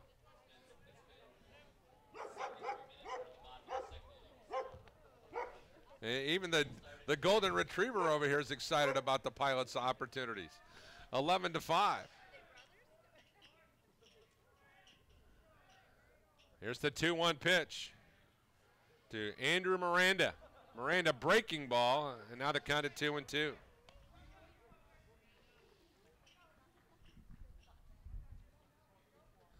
Miranda, the 14th Pilot to bat in the inning. The Pilots, all 7 of their hits have come in this inning. All 11 of their runs have come in this inning. Here's Bell's delivery. This ball hit on the nose. Center field has got a beat on it to make the catch. And Miranda is retired for the second out of the inning. And then we'll go back to the top of the order, and Luke Adams. There again, that ball was hit well. The only difference is they finally hit it at somebody rather than in the gaps. One thing about Marian, the last few ball games, they've given up some runs. They gave up 5 to Mount Vernon, even though they won. They gave up 5 to St. Francis and won. But this right now, their largest output by an opponent on the year was, you got to go back to the 18th of February, where they lost an 11-8 game to Central Methodist in Missouri in their spring trip. And now with 11 on the board here, runner at first, as we have Luke Adams batting now for the Pilots. Here's the pitch inside. Wind starting to pick up, as you can hear it pop off that crowd mic outside. Now to count 1-1 to Luke Adams. Adams walked and scored in this earlier in the inning. Here's the 1-1 pitch with 2 down. Pitch, swing and a miss. Now the count at 1-2. I think if you're the Pilots, you got to think there's no such thing as too many runs in a game like this. No, I was just thinking that too, Paul. This is a 9-inning game. We're in the bottom of the second, and with the wind blowing the way it is, we just got to go out there and get outs. Here's a pitch, and Luzon got himself in a bad situation, and he is picked off. So we'll go 1-3 to end the inning. Wow, this will take a half hour to recap. But in the inning, the Pilots were able to score 11 runs on 7 hits. There was 1 error, 1 man left on base. And all told, the Pilots 9, 10, 11, 12, 13, 14, 15 batters. Seth Zartman has a little bit of giddy up in his step walking back to the dugout. At the end of 2 complete, let's give you the line score. Bethel 11 runs on 7 hits and 2 errors. Marian 5 runs on 5 hits and 1 error. We'll be back with more third inning coming your way right after this short timeout. This is Bethel Baseball on the Regional Radio Sports Network. Centier Bank is Indiana's largest private family-owned bank. Since 1895, the Schrag family has built a legacy of success through business and by servicing the communities of northern and central Indiana. Centier's not-for-sale promise pledges to the communities we serve that we will continue to preserve independent banking in Indiana for generations to come. Centier Bank is proud to serve the communities of northern and central Indiana. Please visit Centier.com for more information, and don't forget to like us on Facebook, member FDIC. They came from every corner of the country, from small towns and big cities. But they all shared one thing in common. They belonged to a family called Marines, a tough and determined few dedicated to protecting everything we hold sacred. And still, they come. Celebrate the history of those proud few who have earned the title Marine. Welcome back here on Regional Radio Sports. Glad you can join us. Paul Condry along with Dr. Tom Visker. One of those rare moments in baseball that we've had here at Jenkins Stadium. The Bethel Pilots, who gave up 5 runs their first 2 times that they were allowing the Marian Knights to go through the turnstiles. And next thing you know, the Pilots and everybody else on the Marian sideline are certainly trying to sort their heads as Bethel scores 11 runs in the second inning. We don't even have a place to put it on the scoreboard out there. It'll be Zach St. Pierre, Mike Underwood, and Tyler Vogel batting for Marian here in this ball game. And only 1 homer, and that off a bat of Cody Earl in the first. And most of it, it's been self-inflicted wounds for both ball clubs, Coach. Errors for Bethel, walks, hits batsman for Marian, and an error.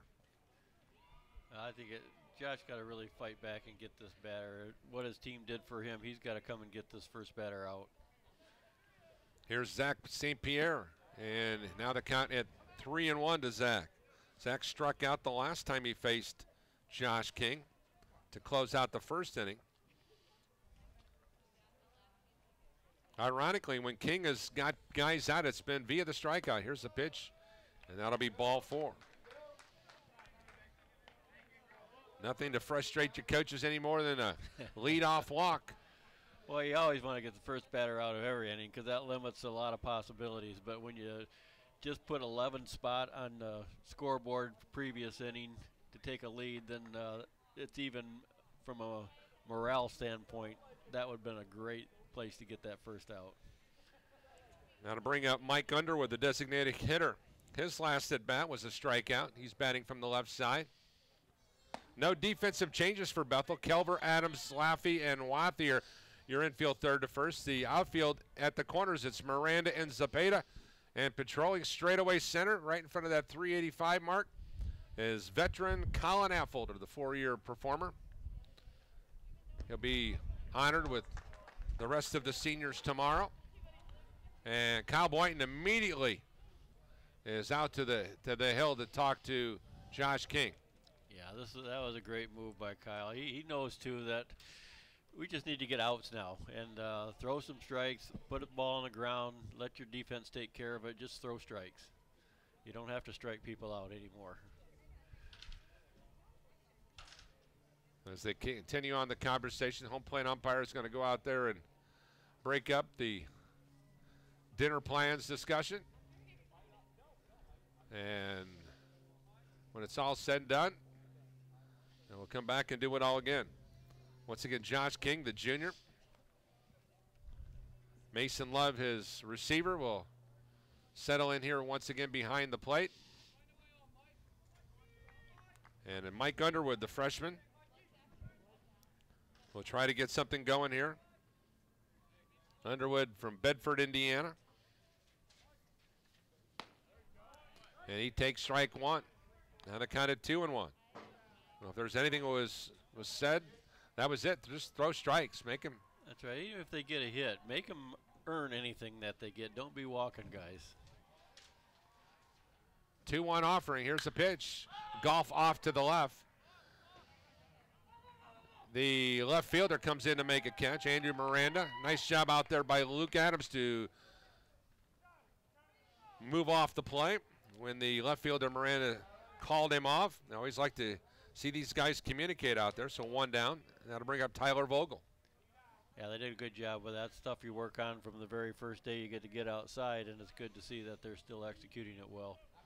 Tyler Vogel, 6'6", 215-pounder.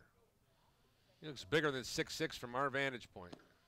There's ball 1 to Vogel. Vogel had a base hit, moved forward on an error, and scored a run in the second inning. Here's the 1-0 pitch to Vogel. King delivers. This one missing the mark. Now the count at 2-0. Josh King is such an emotional guy on the hill. I think his biggest challenge, it's been my observation strictly from where I'm at here, is where is he going to be at emotionally on game day. He allows things that he can't control sometime to cloud his vision of the big picture. He has all the pitches you need, I think, and if he can keep emotionally in control, he's a really good pitcher for the Pilots. 3-0 now the count. I've always said the art to sport is really simple. It's about short-term memory, whether it be good or bad. If you make a shot, forget about it. You know, make a bad play, miss a tackle, whatever the case, miss a pitch, get a good pitch, forget about it. You got to go on to the next one. And that'll be ball 4. What was the old yogiism? Half the game is 90% mental or something like that. Just exactly. figure that one out, yeah. But I know what he means. Absolutely. Zach St. Pierre trots on down to second base. Now, Henry Fisher, the number 9 hitter in the lineup, the junior center fielder, wearing jersey number 7, who grew up in Fowler, Indiana. And now some trouble brewing for Josh King with runners at first and second with 1 down. It's time for that tailor-made double play ball if you're Josh King.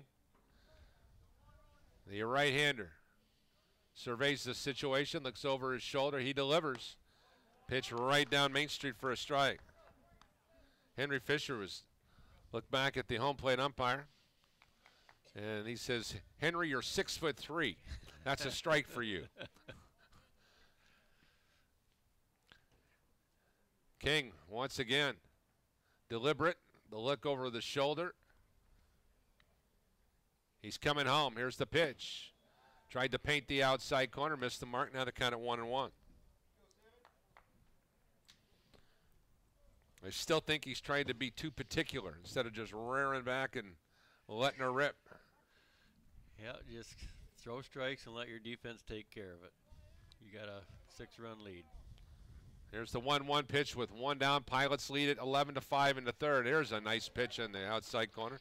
Now the count at 1-2.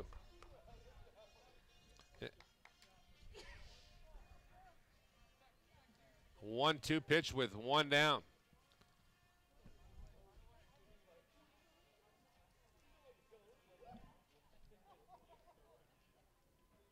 Josh King looking over that shoulder. He delivers. Breaking ball. Nice job by the catcher Mason Love with the butterfly save. That moves the count to 2-2.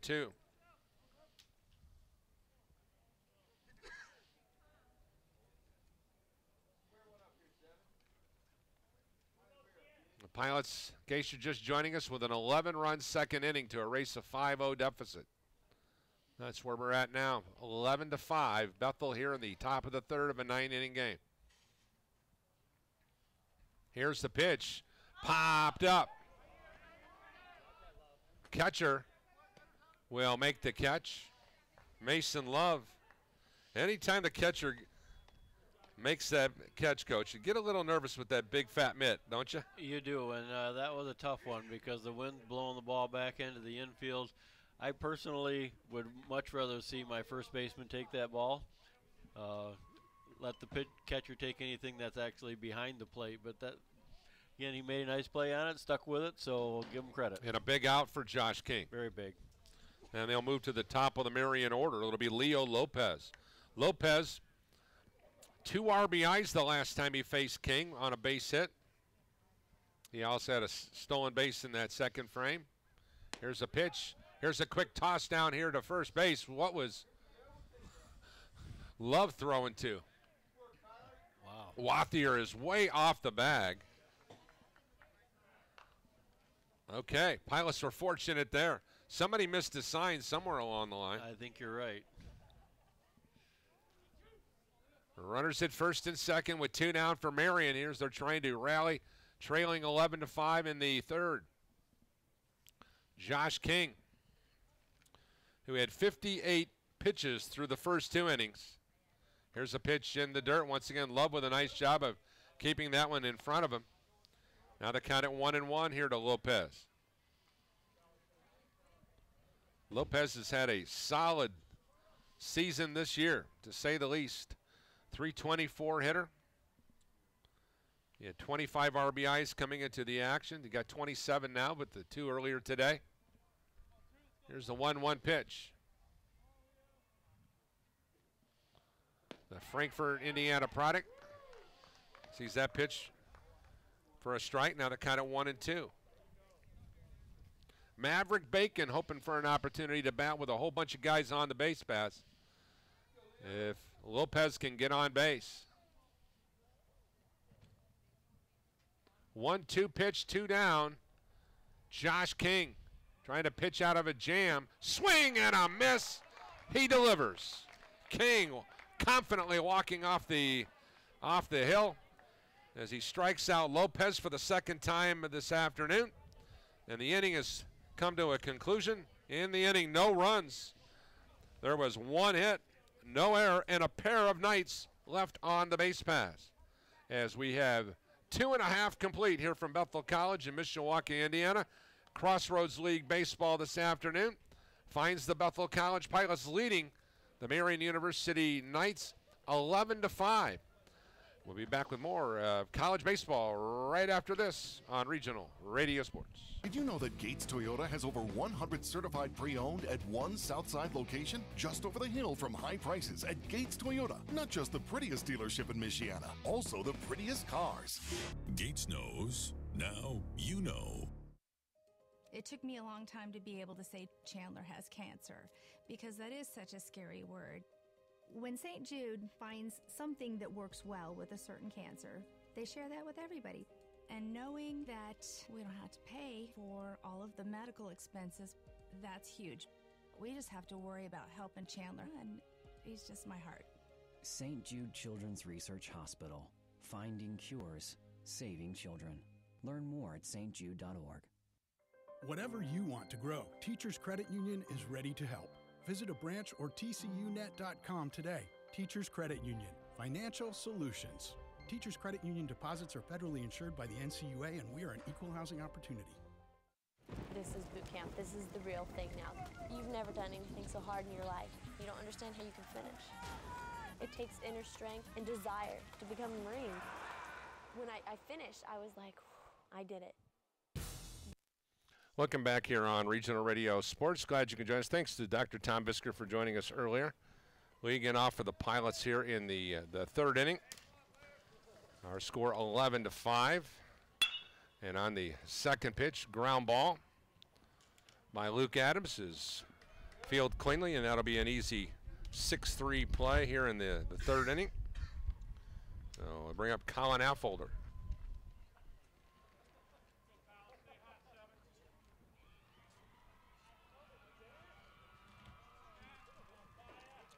Affolter with a huge RBI double that brought in a pair of runs in that 11-run second inning. There's a pitch inside. Colin looks back here at the screen. That was in tight. That'd be ball 1 to Colin. Colin officially 1 for 1 of the day, walked in the first inning. Here's a pitch in the dirt. Now the count at 2-0. Defensively, no changes. Earl, Lopez, Vogel, and Bacon infield third to first. Outfield features Carson Davis, Henry Fisher, and Zach St. Pierre, left, center, and right, respectively. And it's the battery. And here's a pitch, 2-1. As Sam Bell trying to finish out the inning here. Here's a pitch inside for a strike. Now the count of 2-2 to Collin. Bell with 25 pitches. Smith with 31. That's through the second inning. Bell will deliver this one way outside. Now the count of 3-2. So Colin Affolter, who's been red hot, will hope to help the Pilot cause here by getting on base and adding an insurance run or two. Here's a pitch, swing and a miss. Colin strikes out. Nice pitch by Sam Bell. That's 2 outs. And that'll bring up Eric Kelver, another one of those Bethel seniors that'll be honored tomorrow here at Senior Day.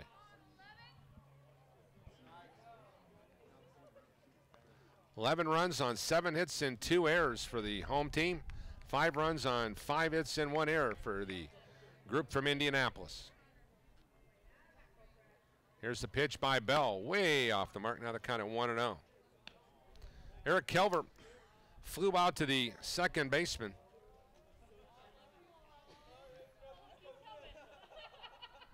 In the first inning and was hit by a pitch and scored a run in the big second inning. 2-0 now with 2 down. Here's the pitch, grounded towards the Marian dugout.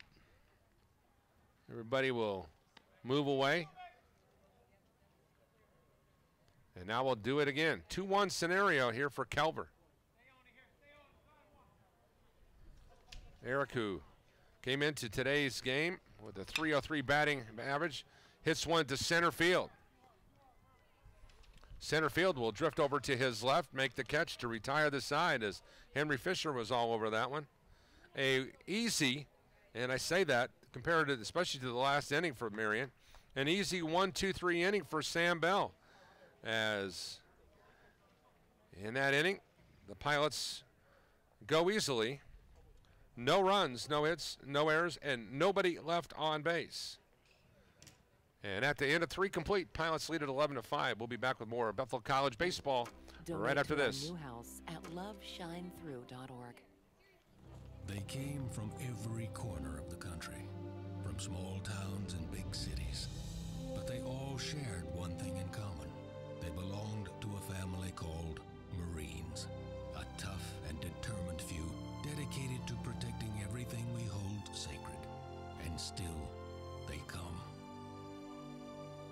Celebrate the history of those proud few who have earned the title Marine. They say growth is a journey and not a destination. At Teachers Credit Union, we agree. Helping our communities grow has been our mission ever since we began our journey in 1931.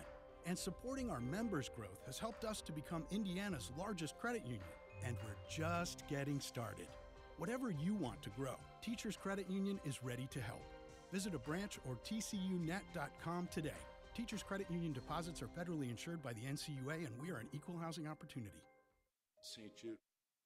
Welcome back here on Regional Radio Sports. Glad you can join us here today from Bethel College in Mishawaka, Indiana. The sun is bright in the sky as it can be. Grass is green, and it has been a beautiful day here at the ballpark thus far. For the Pilots, who will be taking the field defensively now. Once again, it's Colin Affolter in center, Andrew Miranda in left, Jesse Zapata in right.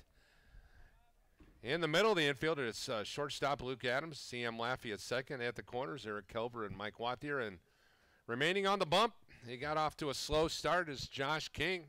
And behind the plate is Mason Love. As Marian will have Maverick Bacon, Cody Earl, and Evan Hickman to bat here in the 4th inning.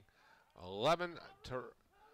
Here's a ball hit down the left field line. Eric Kelver makes the catch in foul territory as Maverick Bacon is retired. A foul fly here to the left side. And that'll be 1 up and 1 down. That'll bring up Cody Earl. Earl homered in the first inning. And that was a solo shot. He reached on an error in the second frame. Earl, the program leader in home runs. And the right-hander.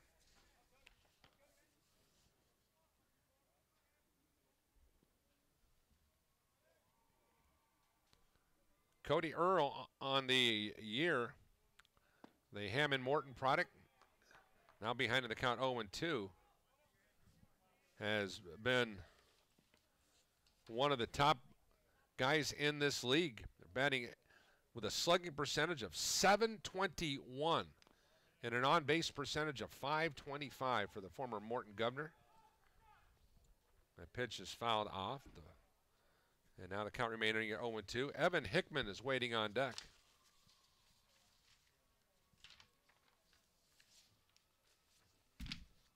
If you look at Crossroads League standings coming into today's action, Indiana Wesleyan has a game-and-a-half lead. They have an 18-6 record. Huntington is at 15-6. Ground ball, Kelver at third. Laser beam across the diamond. Oh, and he tags him on the head. What a play by Mike Wathier. The throw was going to draw him off the bag, but when Earl went down the base pass, the swipe tag hit Earl on the noggin. Certainly wasn't deliberate in any situation where he wanted to hurt him. It was just one of those reactionary plays. It was boom, boom, swipe him, hit you in the noggin. And that'll be an out. 5-3 as hustling back over here now. And it'll bring Evan Hickman up. Hickman wearing jersey number 15, the junior from New Palestine High School. Here's a breaking ball from Josh King. That misses the mark. Back to those Crossroads League standing. Taylor, who's receiving votes.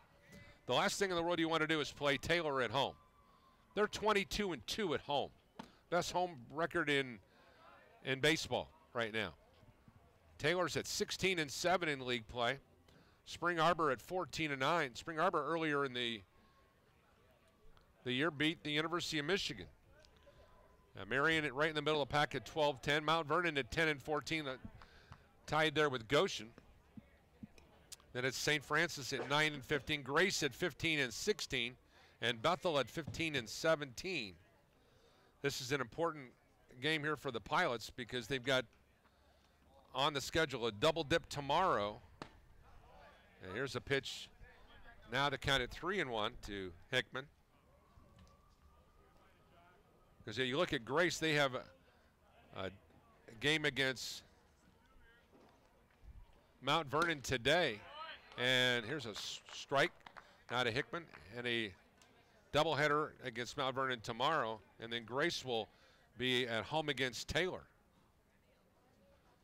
So the Pilots, if they can win today and a loss, put themselves tied for that 9th spot. Now to count it 3-2 if that one's dribbled off to the left here. Carson Davis waiting on deck now for Marian University. Josh King, who had a rough go at the first 2 innings, he threw 58 pitches and gave up 5 runs on 5 hits. But since then, and as soon as I say that, that right there will be the first hit since that inning. A 2-out base hit for Evan Hickman. And that'll bring up Carson Davis, the junior left fielder.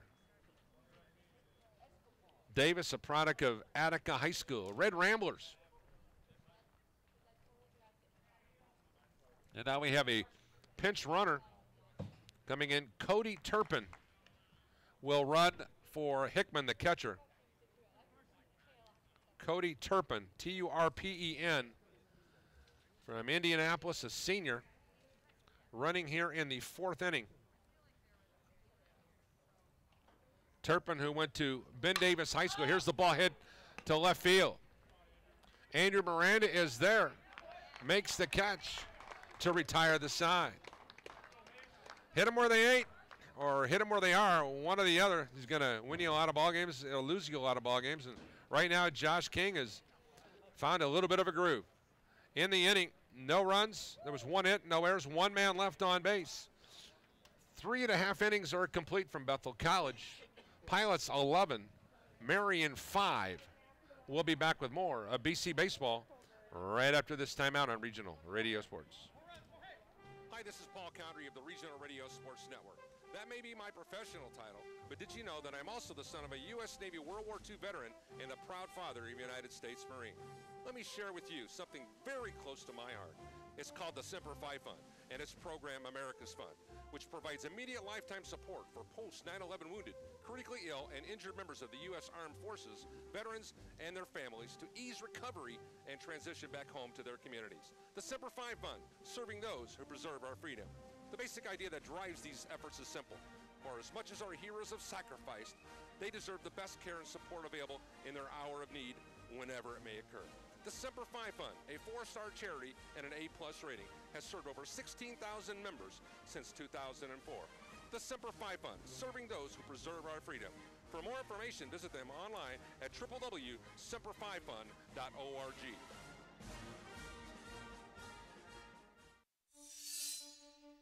There are those who dedicate themselves to a sense of honor, to a life of courage, and a commitment to something greater than themselves. They have always defended this nation and each other. They still do. The few, the proud, the Marines. Welcome back here on Regional Radio Sports. Paul Condry with you. I'm with Bethel Sports Information Director Andrew Bowen, who's manning the office here with yours truly, keeping track of all the incidentals and then some. And the strike one to Mason Love. It'll be Love, Wathier, and Zepeda going 4, 5, and 6. 11-5 Pilots here in the home half of the fourth of this 90th affair. Here's a base hit into your right field for Mason Love. Love with his second hit of the afternoon. And an RBI also on the resume today. And that'll bring up Mike Wathier. Wathier 1 for 2 on the afternoon.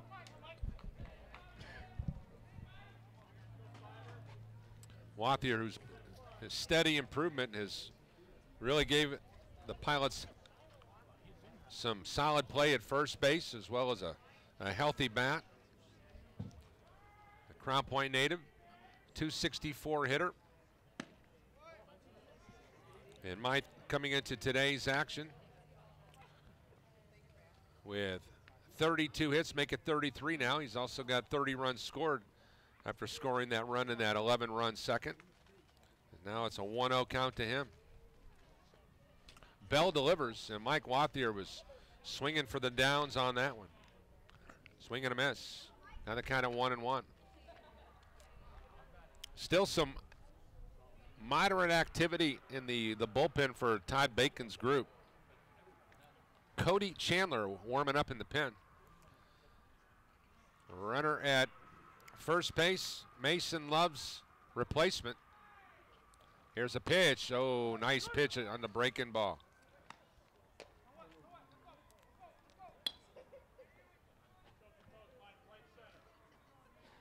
Wathier now looking at 1-2.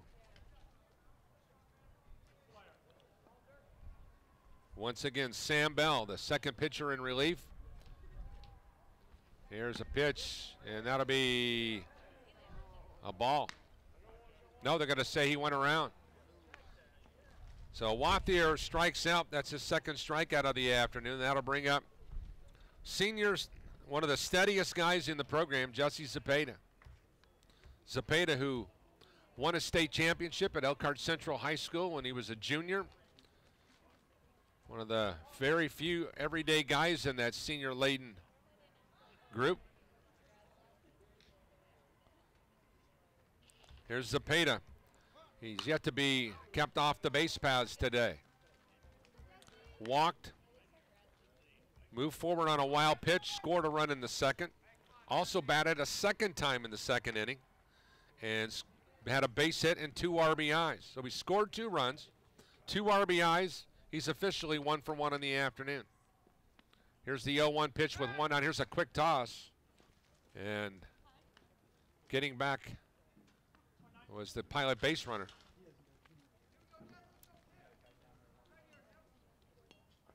Seth Kermode, who's running for Mason Love.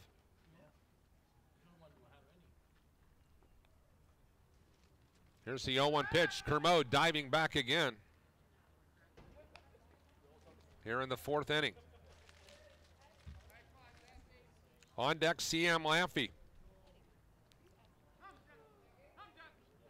The Pilots who found themselves in a 5-0 hole. Here's Zepeda hitting one down to the 3rd baseman. They'll try to turn it around the diamond. Will not be able to do so. That'll be a fielder's choice for Zepeda as Seth Kermode, a.k.a. Mason Love, is rubbed off. 5-4 for the 2nd out of the inning. And that'll bring up CM Laffey with a runner at first base. Ball got into that grass and it really slowed it down. Grass looks absolutely gorgeous. Seth and his guys have kept this. Here's a ball, 3rd baseman. He'll go with the force play to end the inning. 5-4 on the putout closes out the frame here in the 4th inning. In the 4th, the Pilots, no runs on 1 hit, no errors, and nobody left on base. And at the end of 4 complete, Pilots lead it. 11 runs on 8 hits and 2 errors for Bethel. Marian, 5 runs on 6 hits and 1 error. We'll be back with Bethel baseball right after this. It's pouring rain. It's real dark outside. Your heart starts beating really, really fast. You've never done anything so hard in your life. This is boot camp. This is the real thing now. It's such extreme pain, you don't understand how you can finish. I began to feel that there was no way I was ever going to have my title, U.S. Marine. It takes special inner strength, courage, and desire to do this.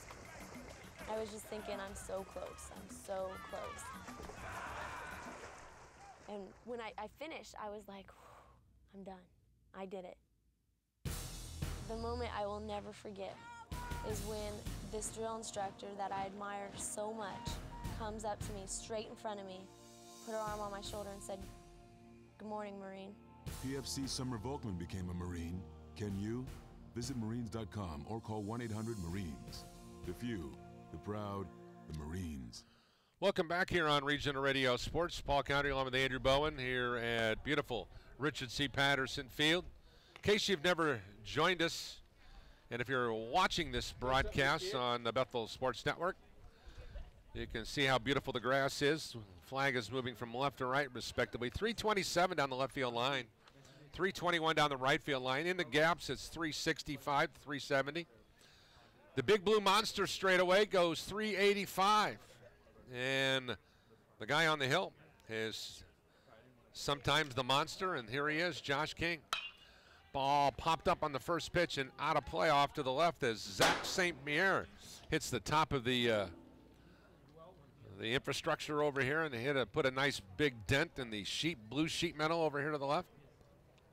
And you can hear that tang probably from here to the softball diamond across the way here. Softball team in action against highly regarded Indiana Wesleyan today. That game being broadcast by the Hall of Famer Matt Copsey today. Now the count at 0-2 here to Zach St. Pierre. St. Pierre officially 0 for 1 on the afternoon. Struck out in the first, walked in the third. Here's a slow roller off towards the Bethel dugout. And we'll come back, and Josh King, who started the inning with 94 pitches. He had 25 pitches in the first, 33 pitches in the second, 23 in the third, 13. Here's the ball hit towards Laffey at second. Siam throws it over to Wathier, and that is a routine 4-3 putout. And I'll bring up Mike Underwood.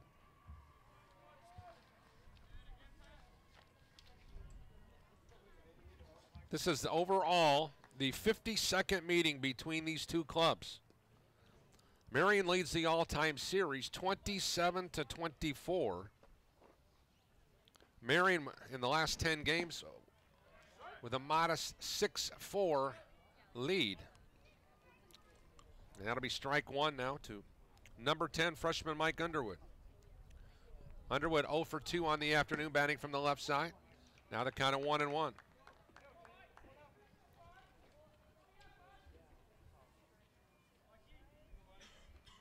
Marian, who's came in with a 2-game winning streak and winners of 4 of their last 5. There's a swing and a miss.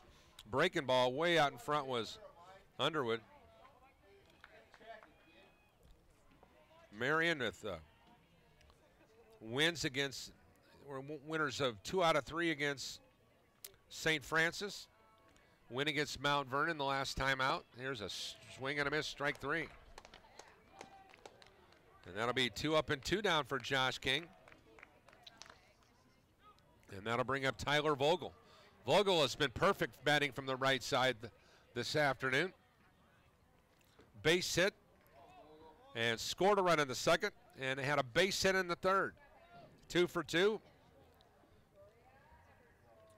The former Jennings County Patriot sees this one miss the mark. Now the count of 1-0. Laffey and Adams defensively, second and short. Here is the ball hit in the hole, backhanded by Adams. Picks it up. Runner will be safe, and that is going to be a hit. He wouldn't have made a play on that play anyways. That was backhanded into the hole, and that'll be Vogel's 3rd hit of the afternoon. He's 3 for 3, and that'll bring up Henry Fisher, who's 0 for 1 on the afternoon. Walked and scored in the second. Flew out to the catcher in the third, which turned out to be a really big out in that game, in that inning, because runners were at first and second. And really an important pop-up as Mason Love was able to make that catch and really settled Josh King down at that point in time. Henry Fisher takes ball 1.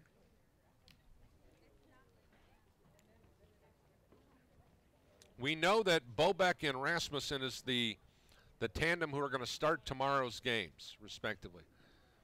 Todd Bacon was not committal on who was going to start for the Knights tomorrow.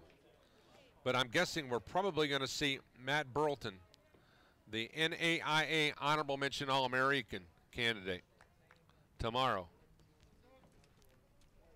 He's had a pretty solid season at 6-4. He's been leads the club with the amount of games played as well. Here's the ball hit towards Kelver at third. Keeps it in front of him. Throws it, and it is a 5-3 put out. In the inning for Marian University, no runs. There was 1 hit, no errors, and 1 man left on base. Josh King has settled down after a rough go of it in the first 2 innings. As there's an argument over here at first base. They're saying Wathier was left off the bag. And now Todd Bacon is going to enjoy the festivities, but I don't think it's going to change the fact. We have played 4.5 from Patterson Field. Pilots lead it 11-5. We'll be back with more right after this brief timeout on the Regional Radio Sports Network.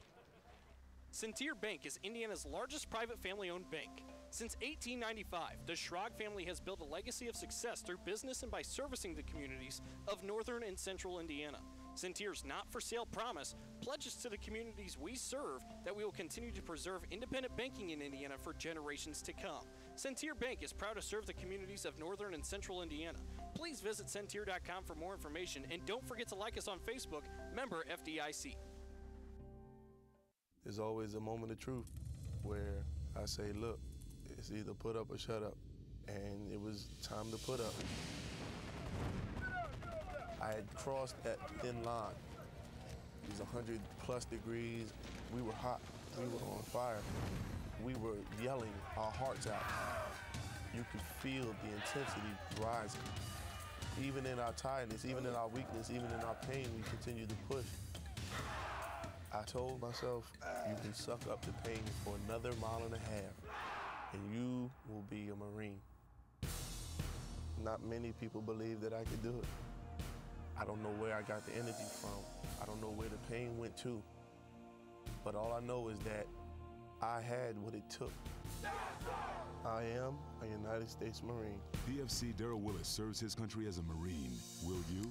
Visit Marines.com or call 1-800-MARINES. The few, the proud, the Marines.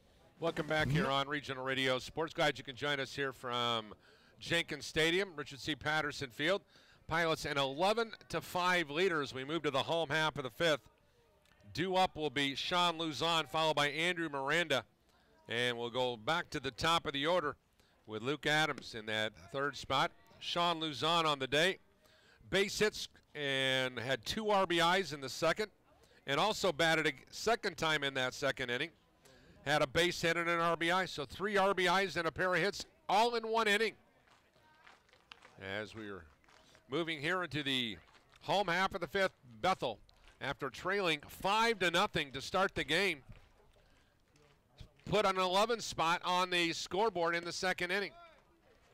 As Sam Bell remains on the hill for the visitors from Indianapolis, and now that count moves to 2-1 to Sean Luzon.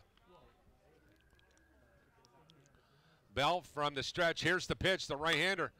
Well, dribbled foul, and a great play by Seth Zartman over here. The All-American from Bethel College. I was going to say he's flashing some leather, but that was all skin right there, folks. 2-2 scenario now here for Sean Luzon. Here's the pitch from Bell, and this one's zip foul again. Sean swinging a hot stick over here for sure. He's getting around on everything that Bell has thrown on him.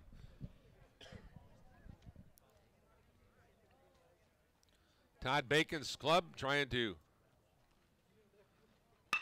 rally, and here is Luzon with his third hit of the afternoon. He's a perfect 3 for 3. And that's a nice at bat for the Bethel designated hitter from Orange, California, Villa Park High. Now to bring in Andrew Miranda. Miranda walked, scored a run, and flew out to the center field. They're all in the same inning. The way we keep bringing that up is because the Pilots batted 14 batters in the second inning.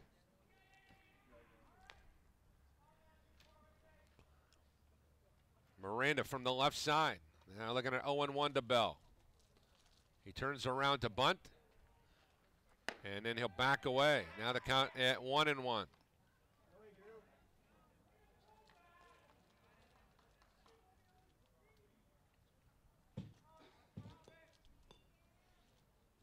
Here's the 1-1 pitch from Munster product Sam Bell. Nope, he'll throw it over to first base, and Sean Luzon quickly back.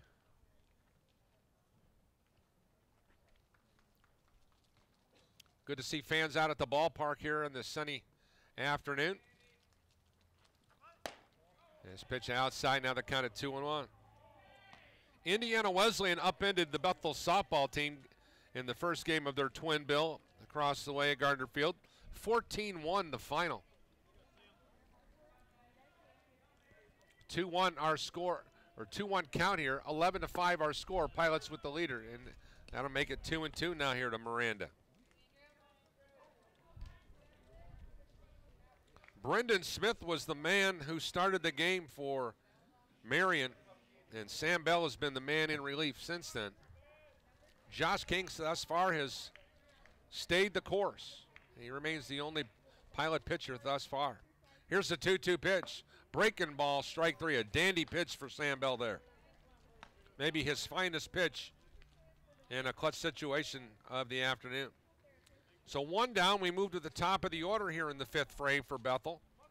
It'll be Luke Adams. This will be his 4th time through the turnstiles. Officially, he's 0 for 2.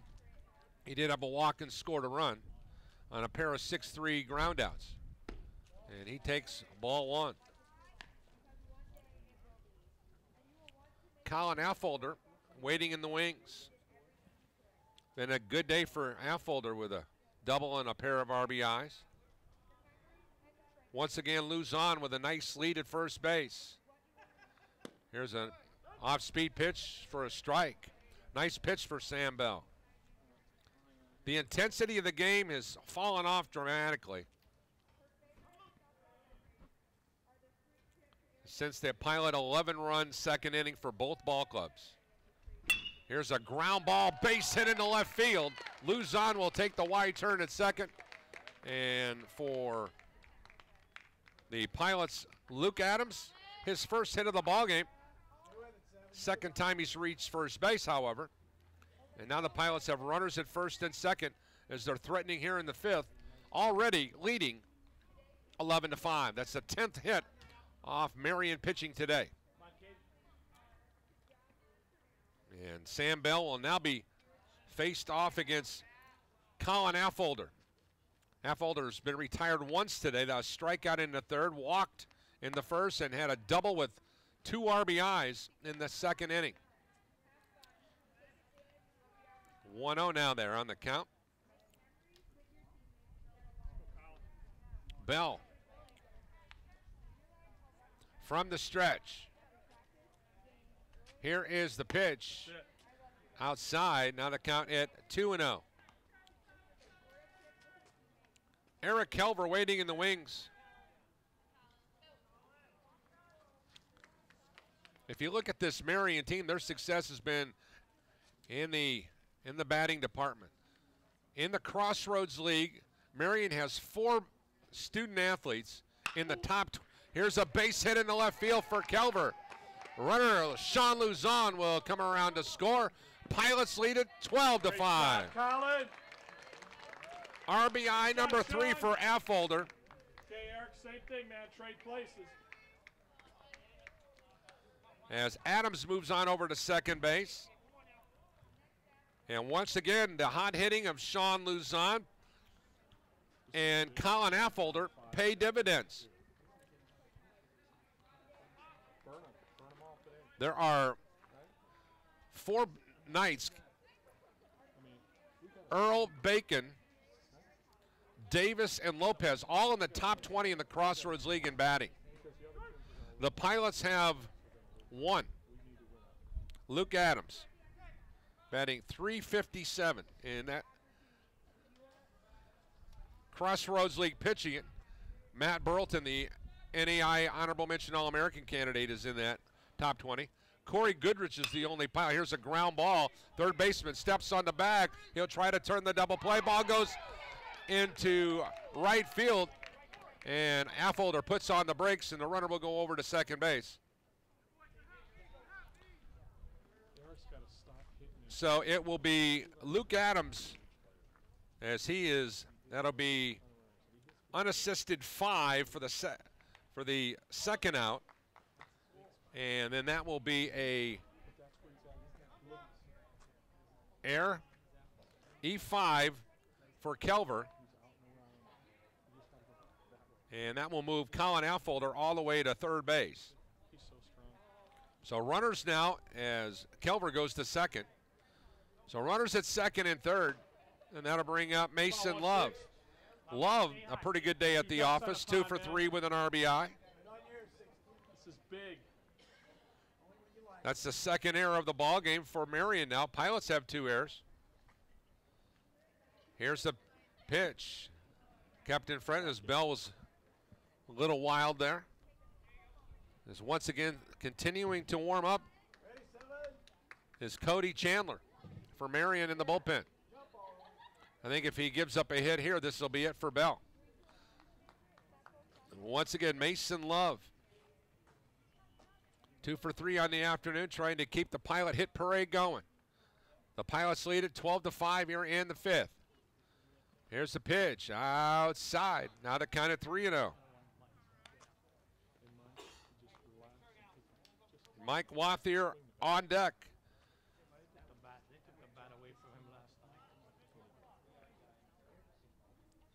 Sam Bell The right-hander from Munster delivers. That one's on the inside corner for a strike. Now the count at 3-1.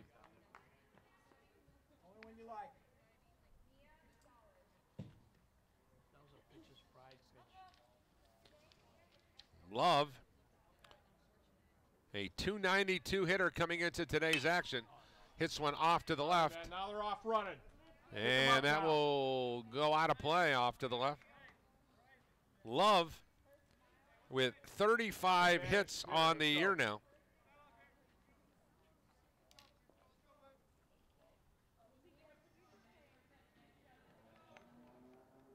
And in the RBI department, he is at 22.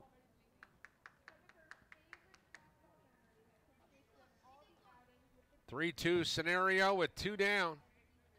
Runners at second and third. A base hit explodes the lead to 9. Here's one hit deep to left. Keep going. That ball is going to carry off against the wall. 1 run will score. 2 runs will score. Mason Love with his 3rd hit of the afternoon, and the Pilots balloon the lead to 14-5. They're done. We need them.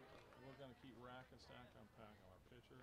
Just let him pitch. As Mason Love with a double and 2 RBIs. He's got 3 RBIs on the afternoon as the Pilots have got out the hitting sticks here today. We have a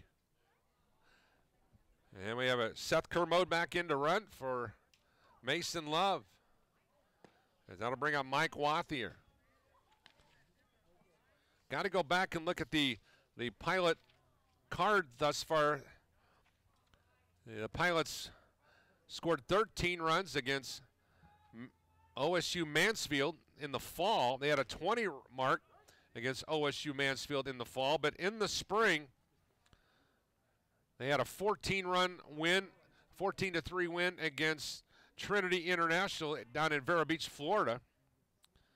But it's been a long time since they've, and of course they had a 14-11 win against St. Francis. So the Pilots, it's not been a problem of hitting the ball for the most part. It's been all the other intangibles. The defensive breakdowns and some untimely pitching. Not the case today. Josh King has settled down after a slow start, and the bats have come alive. Here in the 5th inning with the 3 across.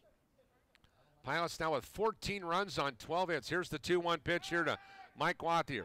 As Bell steps off the bump. Wathier officially 1 for 3 on the afternoon. Base hit in that big second, and sandwiched behind that is a pair of strikeouts.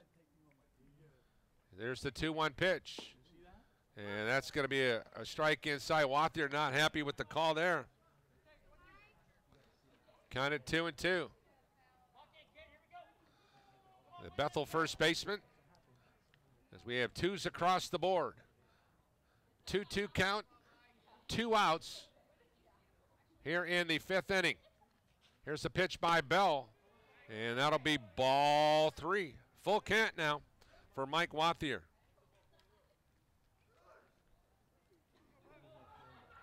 For Marian on the year, this is the largest output that any team has scored against them this season. Here's a pitch, that'll be ball 4. Wathier with a base on balls. And now the Pilots with runners at first and second.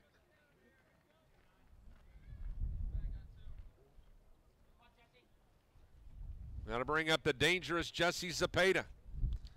Zepeda, base on balls, moved around on a wild pitch, scored a run in this big 2nd inning. Also in the 2nd inning, had a base hit with 2 RBIs. He batted twice in that 2nd frame, and last time around he reached on a fielder's choice, and he takes a breaking ball for Bell for a strike.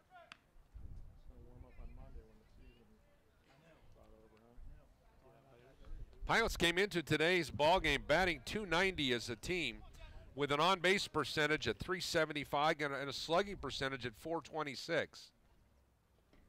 Those numbers are going to go skyrocketing up after this game. And that pitch is A ball. Now the count of 1-1 to the former Elkhart Central Blue Blazer. Wind's starting to pick up as it's starting to come in from the left field area. Bell delivers. Pitch outside. Now the count at 2-1.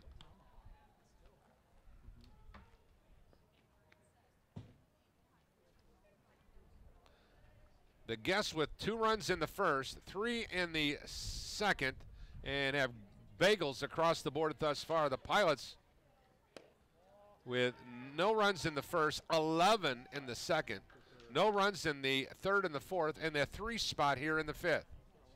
That gets you up to speed at 14-5 Pilots here in this 9-inning affair. Sam Bell in relief. Delivers inside for a strike. Now the count at 3-2. So Zapata will sitting on a fat one here with a 3-2. Okay, Jess, they're off, man. Ball in play. Runners at first and second with nice leads respectively. Here's a pitch, and that one hit Jesse Zapata.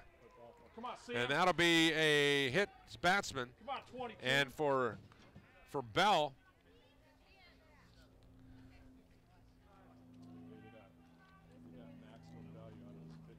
that will be his 10th hits batsman of. Now check that. He had hit a guy when he first came into the game. So make that 11. And Wathier is going to come over here, and we're going to have a change. The last, as we'll have the pitching change now. We're going to take a quick timeout. Pilots have the bases loaded with 2 outs here in the bottom of the fifth. We'll come back after the pitching change right after this on the Regional Radio Sports Network.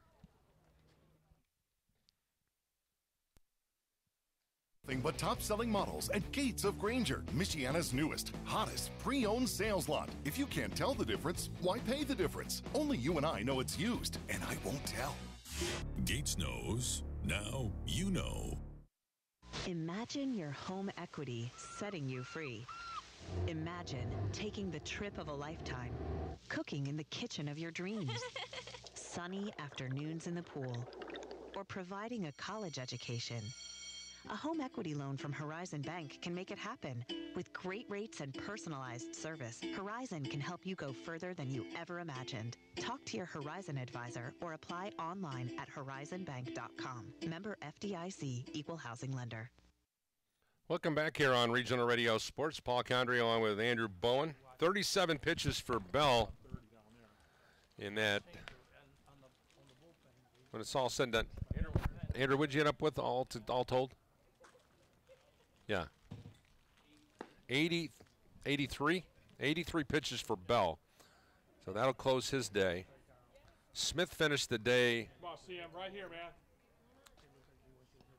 with, 31? 46, that's right. My, oh my, pitch count has just exploded here. And that'll bring up CM Laffey with the pitching change. And for the visitors, Cody Chandler, a junior who did his prep work at New Palestine High School. He's a junior, 6'3", 210-pounder. And he just hits CM Laffey on the first pitch. A run will score. Laffey gets an RBI. Come on, Sean, stay hot. And it's now a 15-5 ball game. Everybody moves up 90 feet.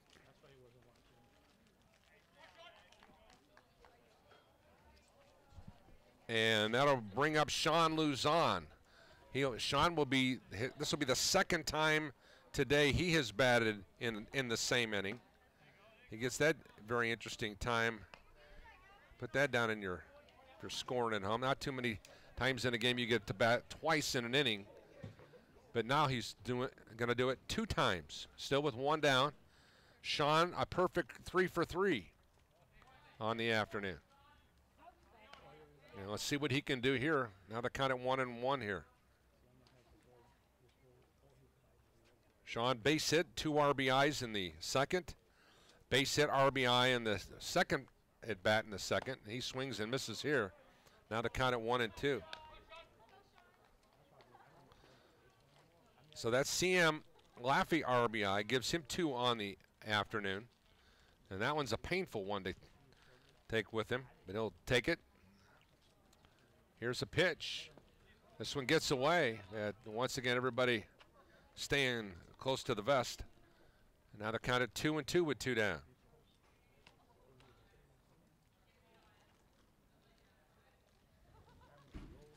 On deck, Andrew Miranda.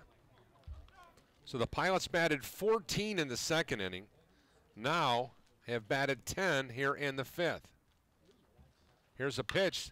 Ball hit off to the left and out of play. And it'll be one more opportunity for Cody Chandler.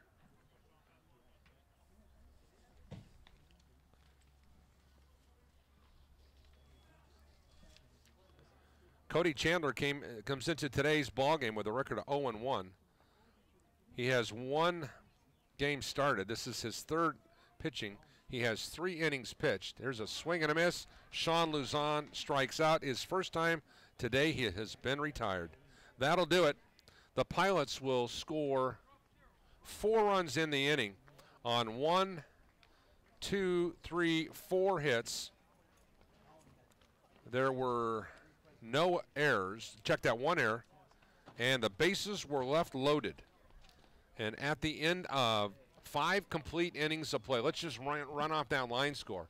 15 runs on 12 hits and 2 errors for Bethel. Marian, 5 runs on 7 hits and 2 miscues. That's where we're at through 5. We'll be back with more right after this short timeout on the Regional Radio Sports Network. It took me a long time to be able to say Chandler has cancer, because that is such a scary word. When St. Jude finds something that works well with a certain cancer, they share that with everybody. And knowing that we don't have to pay for all of the medical expenses, that's huge. We just have to worry about helping Chandler, and he's just my heart. St. Jude Children's Research Hospital. Finding cures, saving children. Learn more at stjude.org. There's always a moment of truth where I say, look, it's either put up or shut up. And it was time to put up.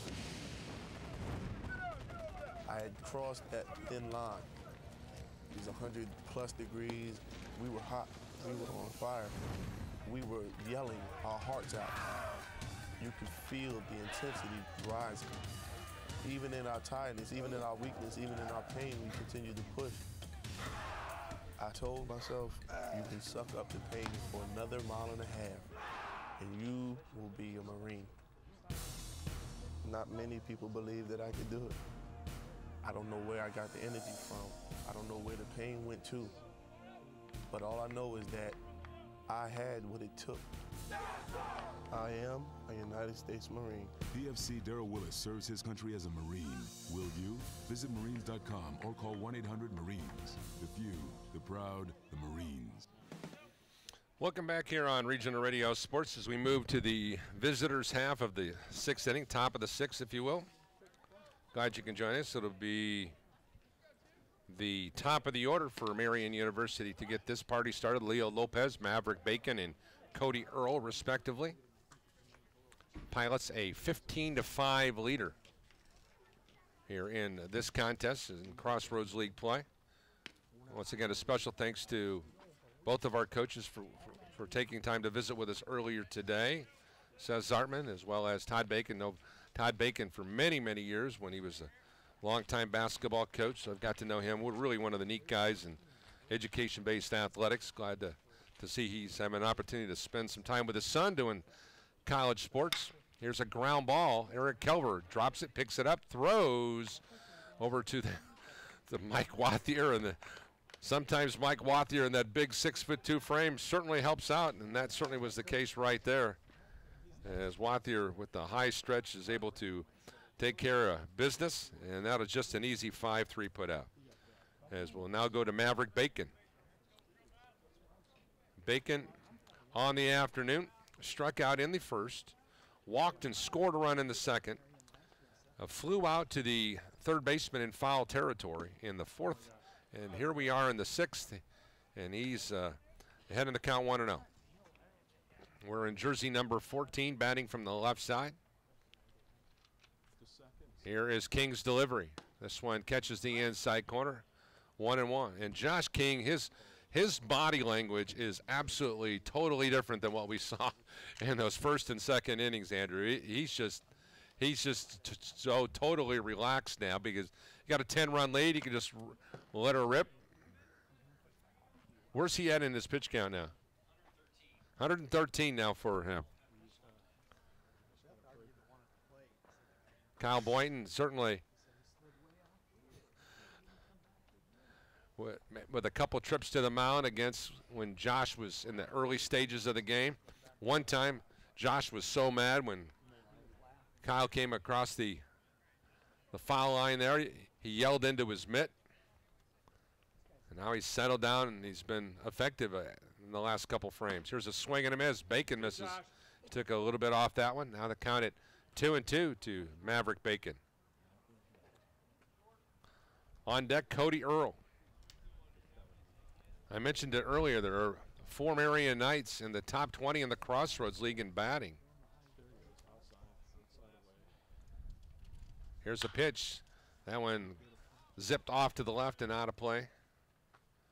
And if you look at the team batting average in the Crossroads League, Taylor's leads the league with 320. Marian is at number 2 at 307. The Pilots are number 5 at 290. Runs batted in per game, Taylor number 1 at 6. Bethel at number 2, Marian at number 4. So we have the 2 most prolific offenses in the Crossroads League here today as Bacon sees this count go to 3-2. And of course, earned run average, you'd be surprised, but Marian is number 4. There is a huge gap in the earned run average in the Crossroads League.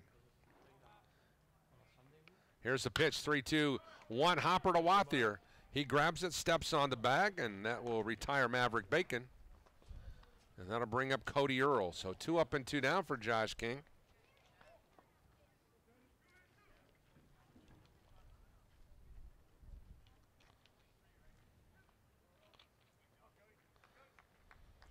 Scoreboard update. The Cubs, a winner today against Milwaukee, 3-2. As they're able to take care of the business at hand. It's like it was a fun day at Wrigley Field in Chicago. They got a little bit of water up there, did they? Cubs improved now to 12-10. Milwaukee drops to 16-10. As Earl now finds himself in the hole at 0-1. King, the right-hander with a leg kick, delivers the breaking ball. That missed the mark. Now the count at 1-1. Evan Hickman is on deck. 1-1 count. 2 down. Here's the pitch. Breaking ball hit on the nose. And that ball is going to go up against the fence past Miranda. And that'll be a 2-out double for Cody Earl. And that was just a well-placed ball. And when you have a 10-run lead, you can do that. Now to bring up Evan Hickman. Doesn't matter, Josh. Get the batter.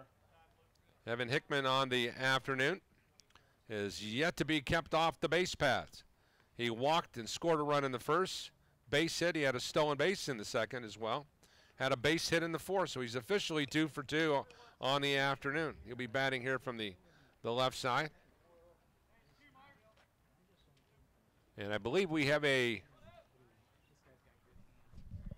change out there. I believe that was Caleb Myers is going to go in and run for Cody Earl here in the 5th inning. And once again, batting from the left side will be Hickman. Here's a breaking ball. Now the count at 0-1 to Hickman. Carson Davis on deck.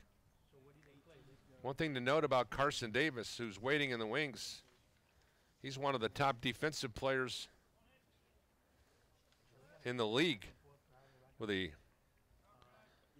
he's had 68 chances and 64 putouts and 4 assists. Is yet to make an error on the year. One of the top defensive players in all the Crossroads League. Certainly a guy that you can be thinking about as a Gold Glove candidate out there in left field for the Knights. Now the count 0-2 as that pitch was fouled off to the left. But before that, Josh King is concerned about Evan Hickman. Defensive, no changes for the Pilots. Here's an off-speed breaking pitch, and that'll be strike 3. Tag him. Tag him. And the home plate umpire is trying to. The foul pitch was caught by Mason Love as now Josh King, and nice exchange here with Evan Hickman.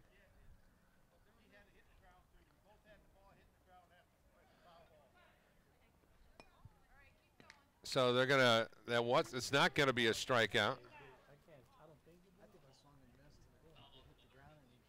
Okay, so it fouled off his body, hit the ground, and there we'll go back and we'll do it all again now at 0-2, and we'll give him a little mulligan here for Evan Hickman. 0-2 with 2 down. Number 15 batting from the left side is going to go match up against 34 Josh King. Here's a pitch. Ground ball. Wathier on one hop, steps on the bag unassisted to end the inning. You 3 if you're scoring it at home. It's a pair of those for Wathier in the 6th inning. In the inning, no runs, 1 hit, no error, 1 man left on base. We've played 5.5 from Patterson Field in Mishawaka. Pilots lead it 15-5.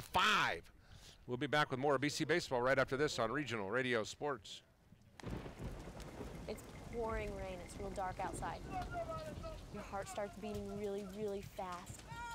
You've never done anything so hard in your life. This is boot camp. This is the real thing now. It's such extreme pain, you don't understand how you can finish. I began to feel that there was no way I was ever going to have my title, U.S. Marine. It takes special inner strength, courage, and desire to do this. I was just thinking, I'm so close. I'm so close. And when I finished, I was like, I'm done. I did it. The moment I will never forget is when this drill instructor that I admire so much comes up to me straight in front of me, put her arm on my shoulder and said, "Good morning, Marine." PFC Summer Volkman became a Marine. Can you? Visit Marines.com or call 1-800-MARINES. The few, the proud, the Marines. This is boot camp. This is the real thing now. You've never done anything so hard in your life. You don't understand how you can finish. It takes inner strength and desire to become a Marine. When I finished, I was like, I did it. The moment I will never forget is when this drill instructor that I admire so much comes up to me and said, "Good morning, Marine." PFC Summer Volkman became a Marine. Can you? Visit Marines.com or call 1-800-MARINES. Welcome back here to Bethel College at Jenkins Stadium here at the Bethel College Athletic Complex. We're live from Richard C. Patterson Field. Bethel leading 15-5. We move to the bottom of the 5th. Cody Chandler's on the mound. We got some defensive replacements. We'll get to those as Andrew Miranda takes the first pitch and fouls it back here in the 6th inning. Stay on top, Drew. Stay on top. Miranda on the day, officially 0 for 2. Now the count at 0-2. Defensive changes. Well, first of all, let's get to that outfield. Davis, Fisher, and St. Pierre will remain where they are at in the outfield. The infield is completely different. Lopez will remain at short. Caleb Myers is now playing third. Adam Shooter will be playing at second, and Zach Prickett is in the ballgame for Maverick Bacon at first. And once again, the battery of Chandler and Hickman. There you have our changes. Thanks to Andrew Bowen for helping track that down. A lot of activity going on here in between the innings. Get you up to date as we're here in the 6th inning of our ball game. 2-2 count now here to Miranda. Once again facing Cody Chandler. Chandler, the right-hander. High leg kick delivers. Ball fouled off to the left and out of play. The final numbers for Bell, 83 pitches, 3 1/3 innings pitched, 10 hits, 3 strikeouts, a walk, and 9 earned runs. That's going to catapult that earned run. Here's the ball popped up and out of play behind us. As hustling back here was the catcher. We did have a change in the catcher too. I meant to give you that one. It's number 17. It's Bailey Adams from Crawfordsville, Indiana. Adams, a sophomore. Here's the 3-2 pitch. Ball hit. Short left field, could be trouble. That's going to fall for a base hit. The leadoff man, Miranda, gets into the hit parade. And now I believe the only pilot to not get a hit today, if I'm correct, Andrew, please check me if I'm wrong, it's Eric Kelver. Kelver, however, has reached base twice and scored 2 runs. So every pilot, with the exception of the veteran and one of your top hitters, Kelver, stepping out of the, here was Luke Adams. Luke Adams batting here in the 6th inning, and already for Adams, this is his 5th at bat here in the 6th inning. And he's ahead in the count now at 2-0. Adams grounded out 6-3 in the first. Walk scored a run in the second, the first part of the 2nd inning. And he gets beaned. My, oh my. Adams not a happy camper.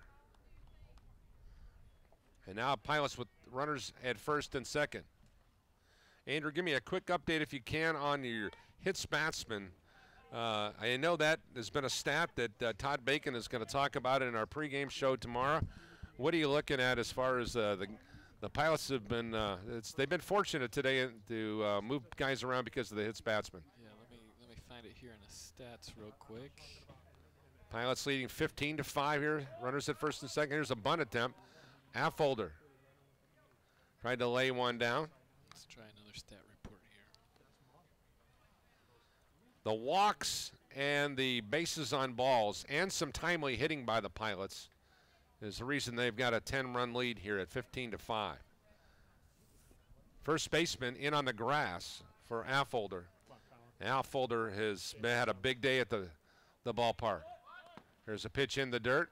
Nice job by Bailey Adams to keep that ball in front of him. Affolter with 2 RBIs in the 2nd inning. Had an RBI base hit in the 5th. So officially, he is 2 for 3 with 3 RBIs. The senior looking at the 1-1 count. Here's the pitch. That one misses the mark. Now the count at 2-1 to Affolter. 4 hit batters for the Marian Knights pitching staff. Luke Adams has taken 1, Kelver's taken 1, Zepeda's taken 1, and Lafitte's taken 1. 2-1 scenario. Now once again is Cody Chandler delivers. Here's the pitch. That one missed the mark. Now the count at 3-1.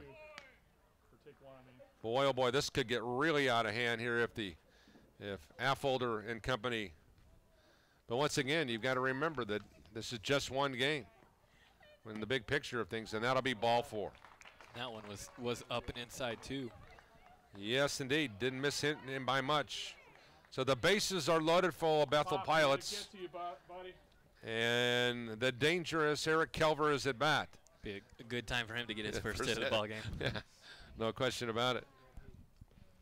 Pilots 15 runs on 13 hits and 2 errors. 5 runs on 8 hits and 2 errors for Marian. And once again, if in case you're just joining it, the story is the Marian Knights jumped off to a 5-0 lead and then the Pilots batted 11 runs scored on 15 at-bats. Here's the ball popped up. Infield fly roll will be in play.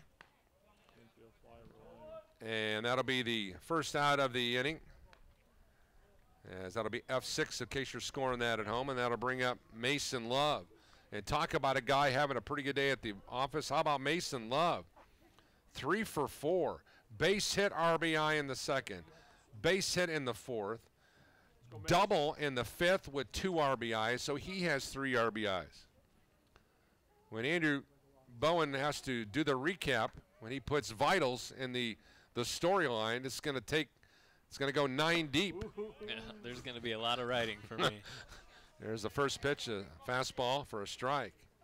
Yeah, normally you're able to get about 4 or 5 guys mentioned, but there are about 9 heroes today for the Pilots.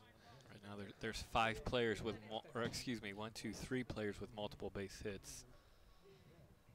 Once again, Cody Chandler, the third night pitcher. There's a swing and a miss. 5 Pilots with multiple runs scored. Answer the ball, Mace. Just put a ball in play, buddy. Come on, Cade. Stay high, Cade. 5 Pilots with multiple RBIs as well. Well, it's been one of those great days at the ballpark. And I know before you even were a student here on the campus, I'd have to get back into my Bethel College yearbook that I've made over the years. And there was some special games back in the day where you had guys by the name of, here's a line drive off the shortstop. He steps on the bag, run will come around to score. And it's now 16-5. And that'll be a fielder's choice. As Seth Kermode will come in. As Miranda scores the 16th run for the Pilots. Goes down 6-4 on the putout. It was line drive off the shortstop's glove, and he just couldn't squeeze it, and he dropped it. Yeah. 16-5 Pilots. Now runners at the corners for Mike Wathier. Oh, and then Wathier drills one into left field. Another run will score. It is now 17-5 as Wathier has a double. Way to go, Fiber. How'd you like that, Tom? Wathier, his second hit of the afternoon, and he just absolutely scorched that one. As that'll pick up another RBI as the Pilot hit parade continues.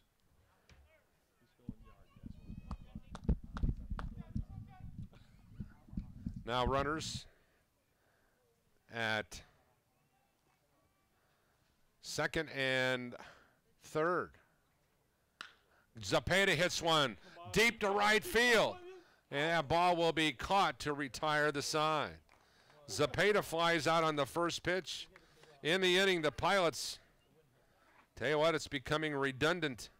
In the inning, the Pilots will go to in the sixth with 2 runs in that inning with 2 hits, no errors, and a pair left on base. Line score in this one after 6 complete innings of play. 17 runs, 14 hits, and 2 errors for the Pilots. Marian 5 runs on 8 hits and 2 errors. We'll be back with more and a new scorecard right after this on Regional Radio Sports.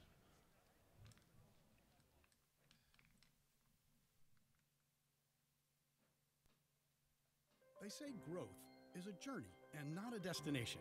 At Teachers Credit Union, we agree. Helping our communities grow has been our mission ever since we began our journey in 1931. And supporting our members' growth has helped us to become Indiana's largest credit union.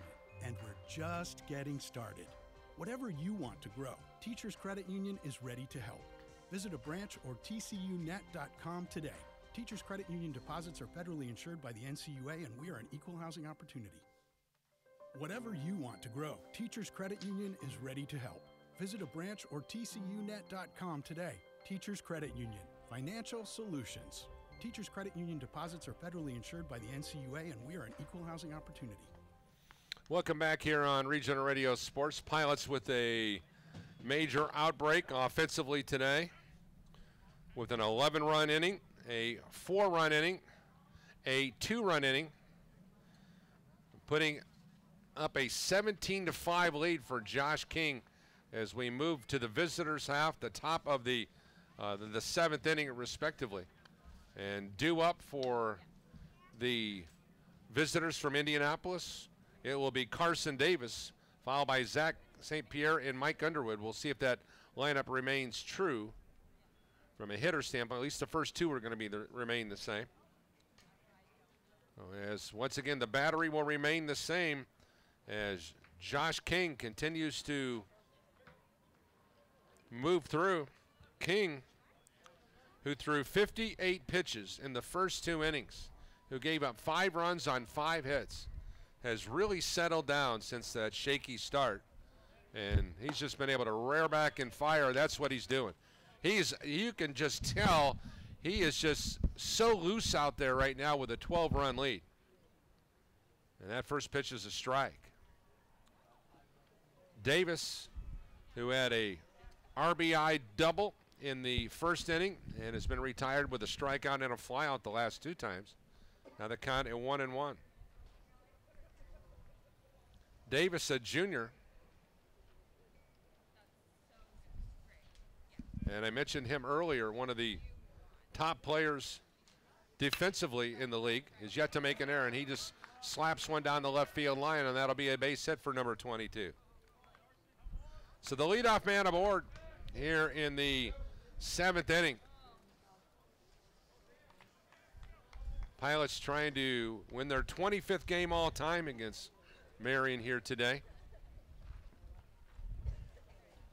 And now that'll bring up Zach St. Pierre. St. Pierre began action today with a 268 mark. He has 0 for 2 on the card. He has a walk for his credit. Struck out in the first against King, walked in the third, grounded out to the second baseman in the 5th. He takes ball 1. On deck, Mike Underwood. It looks like that is Mike over here. Here's a pitch getting away from King.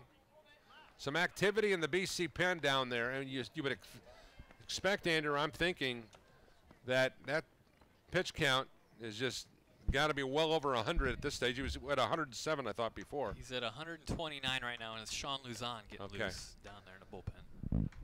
Here's the 2-0 count. King, if he's able to hold on and get the win, that would be his 4th of the season. Now the count at 2-1 here to Zach St. Pierre. Zach St. Pierre, who did his high school studies at Noblesville High School, and he fouls one back to the screen, and now evens the count at 2-2.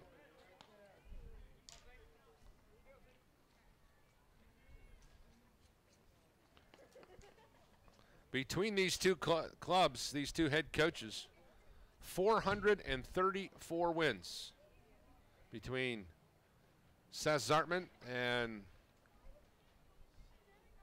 Todd Bacon at these two respective schools. Here's a base hit into right field. Runners at first and second now. And that'll bring up Mike Underwood.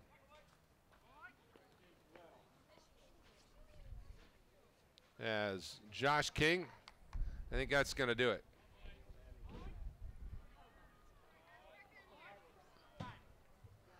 And that is going to do it. And then that's a good call by Seth there, Andrew. I mean, let's face it, he's at the 130 count? 132. Yeah. So 132 pitches for Josh King, and what a comeback effort. So he's going to get a fine round of applause as Sean Luzon will come on to grab the baseball. Luzon with a record of 1-3. From a pitching perspective, this will be his 12th appearance with an ERA of 7.7. He does have 2 starts, 21 innings pitched, He's given up 39 hits, 28 runs.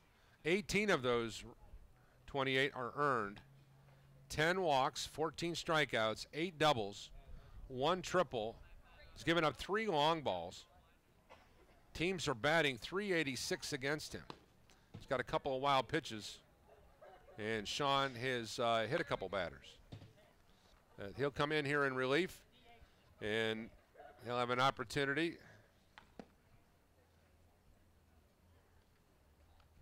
That looks like Eric Kelver out there, doesn't it? Excuse me. Yeah, it is. Sean Luzon is going to go to third. I was going to say, I'm looking out there, so looks like Eric Kelver will come over here to pitch. I just noticed that Luzon was taking warm-ups at third. It's like, why does the infielder need to taking warm-ups between? So Sean Luzon will move over here to third. And now that we've talked about his pitching, now we'll come back and we'll talk about Eric Kelver's pitching. Eric Kelver on the season, 2-2. This will be his 8th game as a pitcher with an ERA of 4.22. 10 2/3 innings pitched, given up 15 hits, 9 runs, 5 earned runs.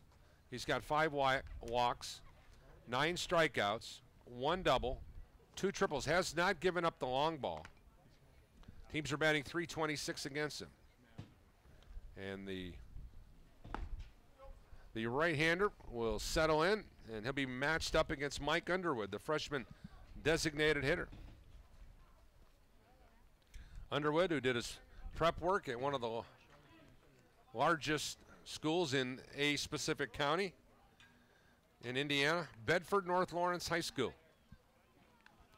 Home of one of the most significant stories in IHSAA history, the legendary Damon Bailey, the Bedford North Lawrence Stars. I named my dogs after Damon Bailey. One Damon, one Bailey. Did you really? I did. He was a great player. I broadcast the state championship game in front of 63,000 people at the Hoosier Dome when he was there. Still to this day, one of the greatest broadcast experiences ever. My oldest cousin was a student manager in the same class as Damon Bailey at IU. So here's a pitch coming back, and it hit the umpire. It crossed him up. The home plate umpire and the catcher got out of the way, and the pitch just hit him in the stomach.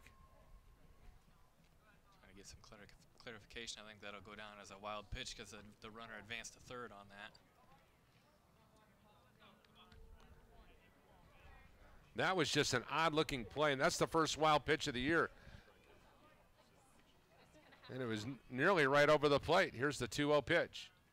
Here's a pitch hitting the corner for a strike. Now the count at 2-1 to Underwood.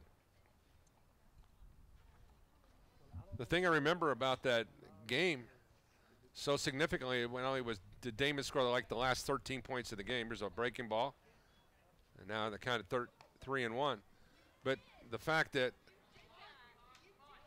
the media rows for radio were from one baseline to the other baseline, 3 separate rows. Here's the ball hit into right field for a base hit. Run will score to make it 17-6, and that'll be an RBI base hit for Underwood. So that wild pitch comes back to haunt Kelver, and that'll bring up Tyler Vogel. No, check that. We'll have a change. We'll go with Adam Shooter.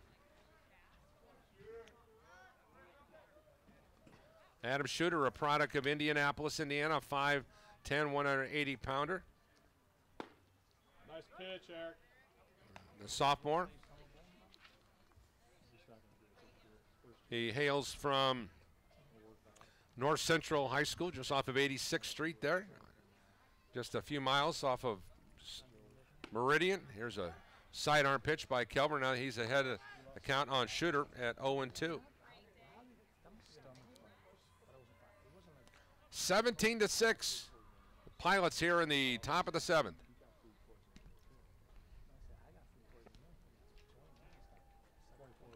Here's a pitch, swing and a miss. Kelver gets him swinging. That's the first strikeout for Kelver.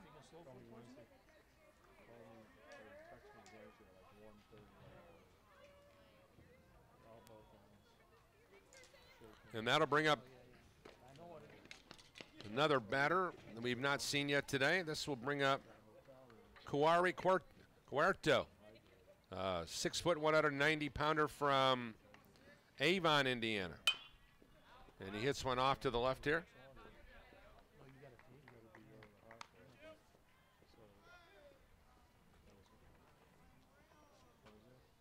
Approaching a 3-hour mark on this game. I was going to say it's catching up to us real quick. Game started at 3 o'clock. First pitch exactly. It's 5:51 right now.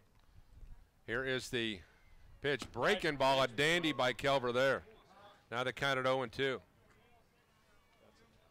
All it's about for Sez Zartman is just let's get some innings and let's get some guys out. You know, before they had the 10-run rule, the mercy rule, if they will, this game would be over after this. And that's a strikeout there for Kelver, second. But I don't think that is the case, Andrew, in the 9-inning games now. At least. But when we first started doing Crossroads League baseball, 10-run spot and through 7, you're done after 5 innings. That mercy rule was pretty significant back in the days. Now here's with 1 run in, 2 runners on.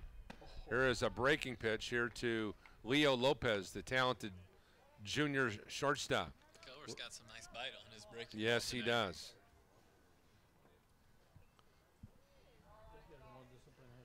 Eric from the stretch. Here's the pitch. Fastball. Now the count at 2-0. Marian, be ready. A lot of excitement going on over there at Gardner Field. Indiana Wesleyan and Bethel. There's a ball hit down the left field line. That ball will be fair. 1 run will score. The second run is coming home. He is going to score.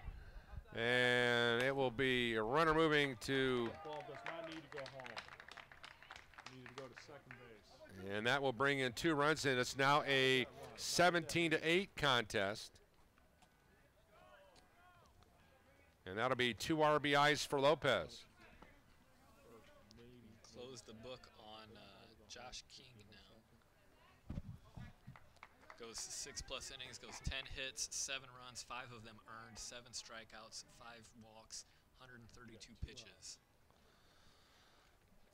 17-8 with a 3 spot here for Marian in the 7th. Made it respectable. It's 17-8. And that brings up Zach Prickett batting here for Maverick Bacon. Tell you what, my score sheet looks, it is an absolute nightmare in this one. As Kelver's pitch now, he's ahead in the count at 0-2. 12 hits now for Marian. The Pilots have 14. And Kelver trying to finish this inning out right here. And hope his team can as pitch misses the mark, try to get him to chase a break-in ball. Couldn't get that job done.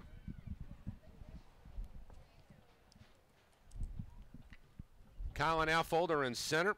Andrew Miranda in left, and Jesse Zapata in right, waiting anxiously for the 1-2 pitch. Breaking ball, strike 3 call. Backwards K in the scorebook, and that'll close the inning for Kelver. In the inning, the Knights push across 3 runs, and in the inning, 1, 2, 3, 4 hits, no errors, 1 man left on base. We have played 6.5 from Bethel College. Let's give you that line score because that's all that really matters. Bethel, 17 runs on 14 hits and 2 errors.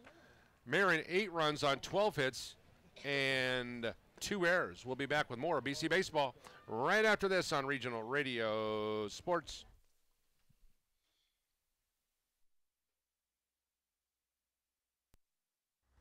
Centier Bank is Indiana's largest private family-owned bank. Since 1895, the Schrag family has built a legacy of success through business and by servicing the communities of northern and central Indiana. Centier's not-for-sale promise pledges to the communities we serve that we will continue to preserve independent banking in Indiana for generations to come. Centier Bank is proud to serve the communities of northern and central Indiana. Please visit Centeer.com for more information, and don't forget to like us on Facebook, member FDIC. Every day, the men and women of the United States Marine Corps demonstrate their commitment to defend the American way of life.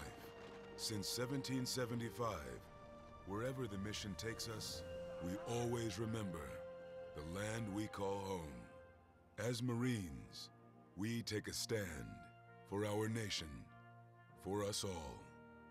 The few, the proud, the Marines.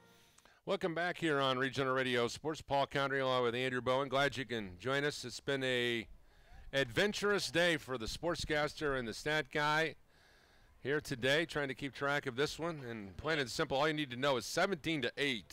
Another addition to the scorebook, we have a defensive change. Number 31, St. Pierre is moving to center field, and number 16, Kai Hayo Cortero is coming into right field. I apologize if I butchered that name. That's okay. I think I probably did that earlier when I mentioned that during his first at bat there and batting in the 9th spot. We'll just call him KQ, huh? Does that work for you? That works for me. Quintero, the freshman, will be in right. So St. Pierre at short and center. Carson Davis remains in left. Quintero in right. Defense, it has Myers, Lopez, Shutter, and Prickett in the battery of Chandler and Bailey Adams. That's where we're at as we move to the home half of the 7th. Pilots lead 17-8.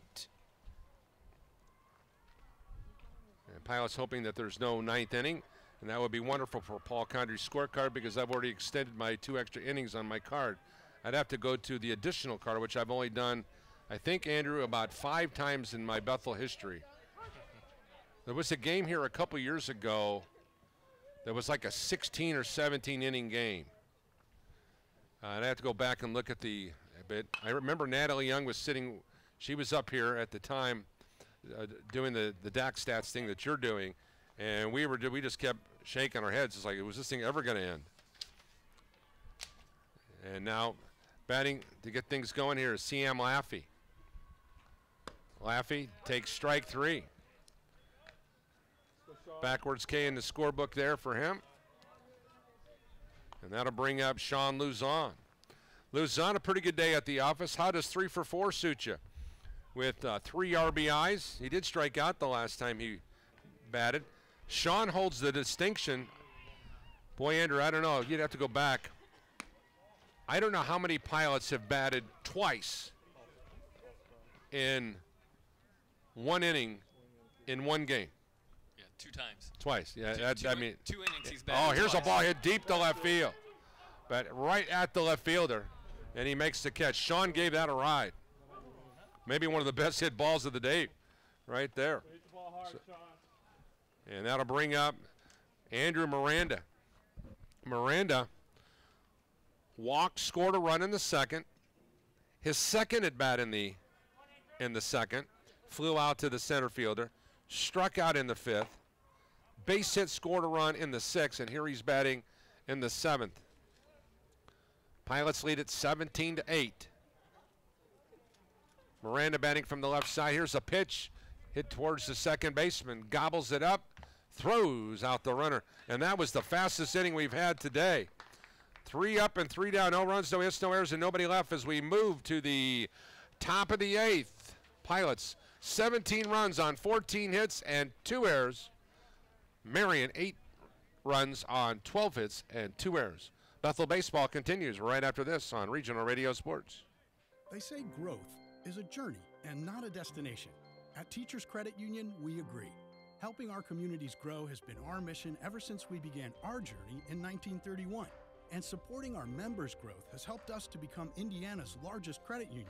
And we're just getting started. Whatever you want to grow, Teachers Credit Union is ready to help. Visit a branch or tcunet.com today.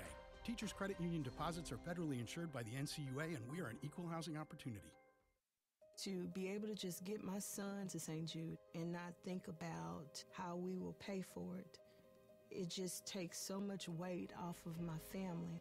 St. Jude allowed me to focus on being a mom to Bryce And sometimes I'm just in awe of the impact St. Jude has, not only on this community, but the world. St. Jude Children's Research Hospital. Finding cures, saving children. Welcome back here on Regional Radio Sports. Paul County along with Andrew Bowen. Our score, Pilots lead 17-8. Glad you can join us. There's some changes now for the Pilots here in the 8th inning. Sean Luzon now will come in to pitch, and Eric Kelver will go back to third base. Initially, when we thought they were going to come in, they were going to come in for anyways. So it'll be Kelver. Well, he'll be pitching to Kenny Koblentz, who's now gone behind the plate. Kenny Koblentz, a product of Lakeland, Florida, went to Tenorock High School, is there. Now Luzon, but everything else will remain the same. It'll be Adams at short, Laffey at second, Wathier at first. The outfield remains the same as Miranda, Affolter, and Zepeda will go left, center, and right. And due up for Marian University here in the top of the 8th. It looks like it is going to be Caleb Myers, number 21. He was a defensive replacement the first time, and he takes ball 1 from Sean Luzon. Culver's line on the bump ends up 1 inning pitched, 2 hits, 1 earned run, 3 strikeouts. So he struck out the side and 5 batters faced through 18 pitches. Ground ball. Adams picks it up, throws across the diamond, and that's a 6-3 putout. And the Pilots will take him any way they can get him at this stage and get this thing over with. We're running out of daylight. Wind is moving from left to right again. Clouds are starting to roll in. Yep. I showed you that radar screen coming in earlier today, and that's an adventurous thing. As long as they come in overnight and don't disrupt anything for tomorrow. Yeah, Senior Day festivities tomorrow should be really fun. Got some really cool guys we're going to honor tomorrow, and there's got 5 guys. And Andrew, if you can look at this screen, this would be something we'd like to put in front of our camera right now. There's a whole bunch of green coming our way. Just hope we can hold off here momentarily. I'd like to get that tarp out here. I used to work for the South Bend, the Cubs. They were the Silverhawks then, and as the full-time staff, you'd be a part of the grounds crew. And when you saw radar like that, everybody that was full-time staff started headed down to the dugouts, getting ready to pull the tarp. Yeah, here's the 2-0 pitch now to Cody Turpin. And now he takes the strike. Now 2-1. Turpin on the year as a hitter. Played in, this is only his 4th at bat. He has 10 runs scored. Got hit on the shoulder, and the visitors from Indianapolis have a base runner, and that'll bring up Carson Davis. Sean Luzon with a big grin on his face. And now the batter. Have a pinch runner, number 19. It's coming into pinch run. Looks like that Devon Zachary's going to run for Turpin. Boy, this sheet is a mess. As Sean Luzon is, well, throw one right down the middle, and Davis swings and misses. Davis, double RBI in the first, struck out in the second, flew out to the left fielder in the 4th, base hit, scored a run in the 7th. Here's Luzon with the breaking ball, and this one gets away, and he hits the batter. My, oh my.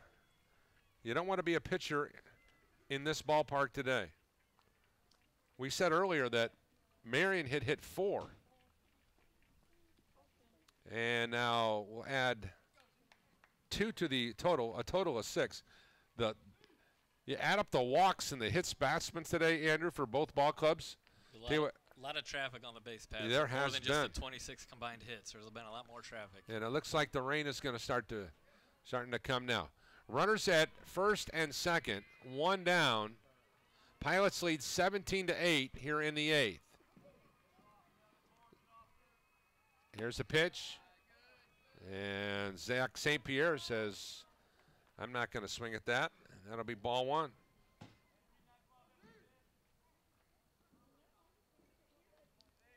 Here's your 1-0 scenario with 1 down. Pitch right down Main Street, just low though. That was close. Now the count of 2-0.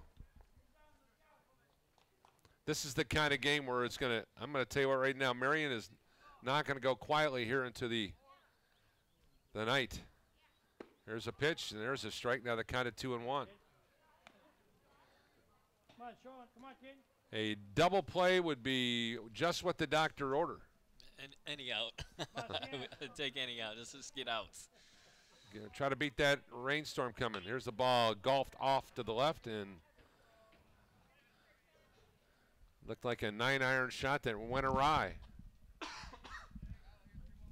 2-2 count now, 1 down here in the 8th. A pair of Knights have reached base via the hits batsman variety. Sean Luzon, the third Bethel pitcher in relief. Ball hit on the nose. Base hit into right field. And the bases are loaded. Just outside, out of the reach of the outstretched arm. The arms of left feet moving to his left.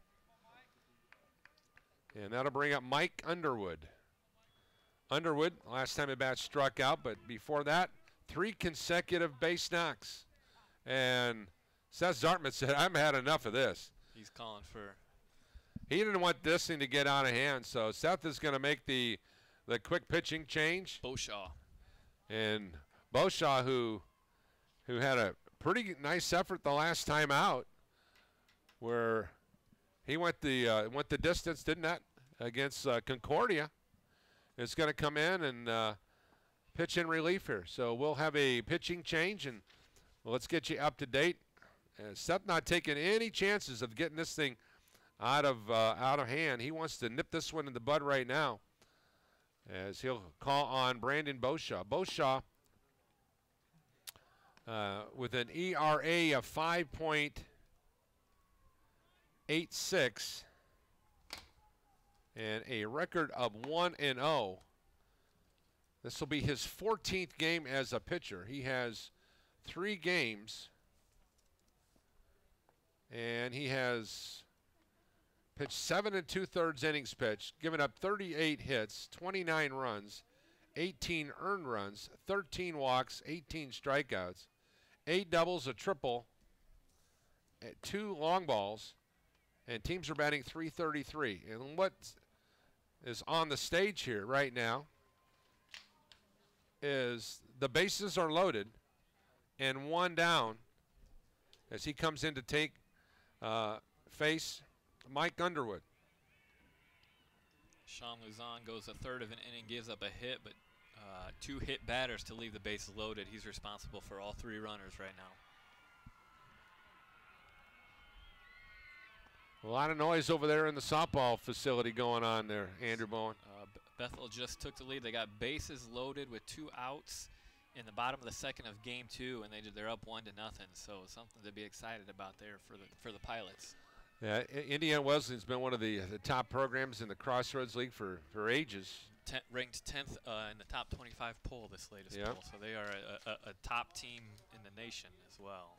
You know, if you can, tell you what, if Scott Reese can get a win against Marian and get a win against Indiana Wesleyan, will 4-0, excuse me. That was a bases loaded, bases clearing double by Haley Stinson. So that's what the loud cheering was just about. Yeah, if they can hold them off there and pick up a win, I sent Coach Reese a note after that. I said, congratulations on your first signature win against a top 10 team. As here's a pitch in the dirt. It's kind of 1-0 here to Mike Underwood.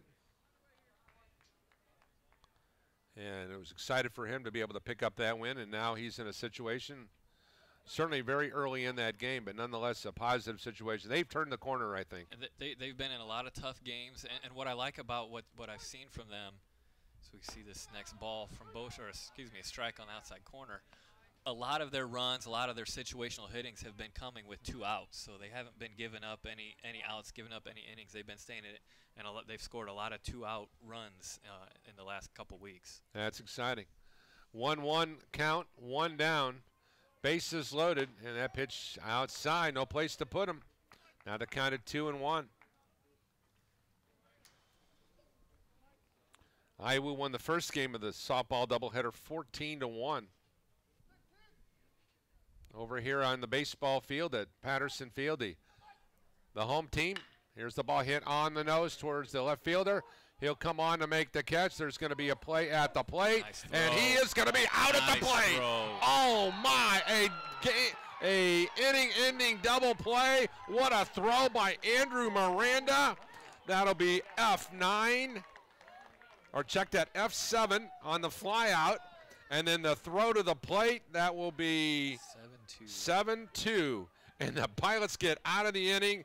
No runs on one hit, no errors, and a pair left on base as we are through 7.5. And how apropos is a defensive gem for the Pilot turns this inning for Marian on the sour note. That was on a line from left field, right?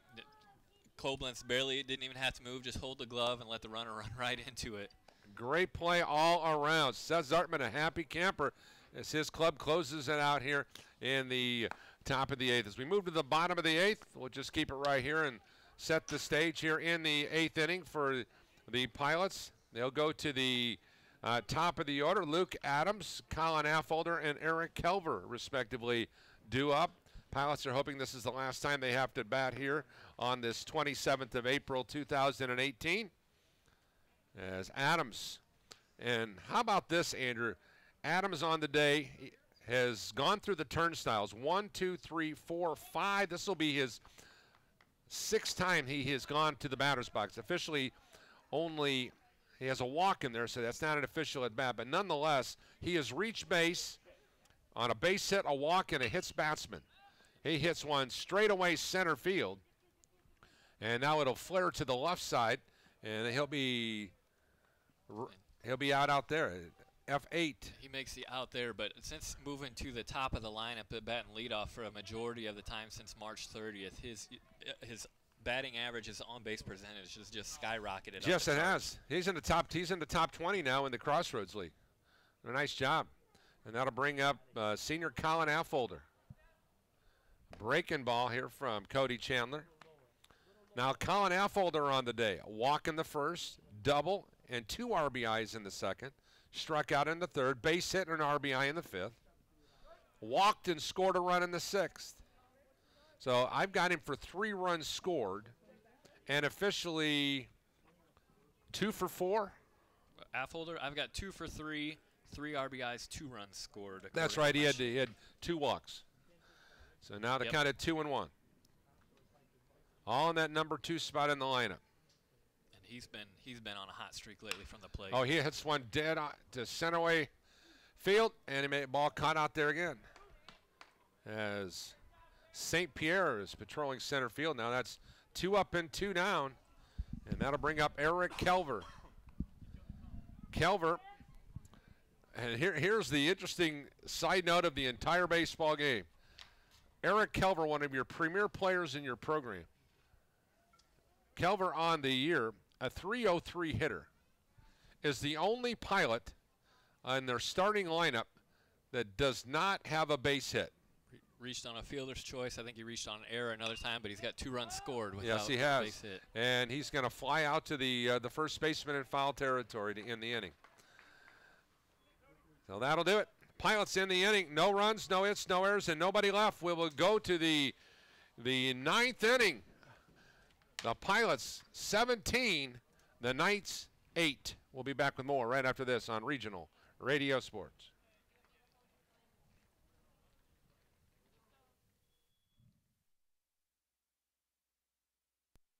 Learn more at stjude.org.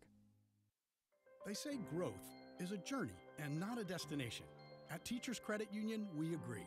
Helping our communities grow has been our mission ever since we began our journey in 1931. And supporting our members' growth has helped us to become Indiana's largest credit union. And we're just getting started. Whatever you want to grow, Teachers Credit Union is ready to help. Visit a branch or tcunet.com today. Teachers Credit Union deposits are federally insured by the NCUA, and we are an equal housing opportunity. Welcome back here on Regional Radio Sports. Here we move to the top of the 9th inning. We'll just get you up to date. Marian jumped off to a 2-0 lead in the first, matched it and then some with 3 in the second. Marian had a 5-0 lead going into the bottom of the second inning. The Pilots erupt for a season best, 11 runs in 1 inning. And the next thing you know, the Pilots were able to put a 4 spot in the 5th, a 2 spot in the 6th. Marian bounced back with a 3 spot in the 7th, and that's where we're at right now.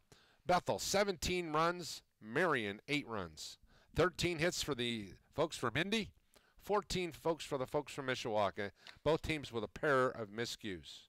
As we move here to the 9th inning, it will be Adam Shooter, Kahaihi Quererto, and Leo Lopez due up. That would be 8, 9, and 1 respectively in the lineup. As once again, it's Brandon Beauchamp in relief. He is the 4th Bethel pitcher. It's Josh King, Eric Kelver, Sean Luzon, and Brandon Beauchamp. Marian has seen 3 guys hit the hill today, in Brendan Smith, Sam Bell, and Cody Chandler respectively. And here's strike 1 to Adam Shooter. Here's Luzon, the left-hander, delivers. That pitch in the dirt. Now they're kind of 1-1. Game started at 3 o'clock straight up. And here we are at 6:17. You know, I was looking at that radar just a moment ago, Andrew. We had a little dark cloud coming in. But that sun's come back out now. Sun's peeking back out. Now they're kind of 2-1.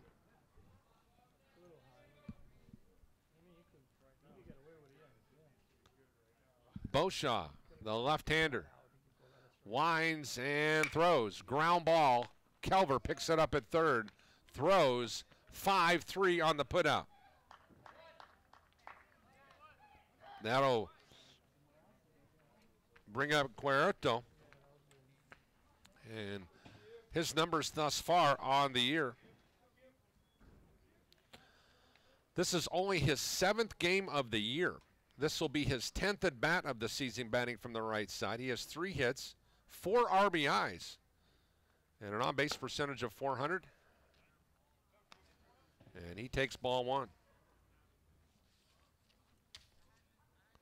Marian, on the year, their pitching staff, this is a season high as far as runs are concerned by an opponent. Now they're kind of 2-0. The previous high for an opponent on the year was to Central Methodist, Missouri. Here's a ground ball, and that'll be an infield hit. Shortstop couldn't get to it fast enough, and that'll be the 14th hit, I believe, of the afternoon. Marian 8 runs on 14 hits, 2 errors. They've left 11 runners on base. The Pilots 17 runs on 14 hits, 2 errors. They've left 7 on base. So a lot of traffic on the base paths. Certainly has been. And now we'll move to the top of the order in the dangerous Leo Lopez. This will be Lopez's 6th at bat of the afternoon. And actually, they're going to change the batting order around. Looks like Lopez is done. Looks like they're going to call on Cody Turpin.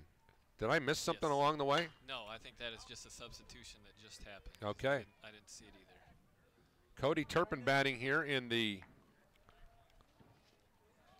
9th inning with a runner on first with 1 down.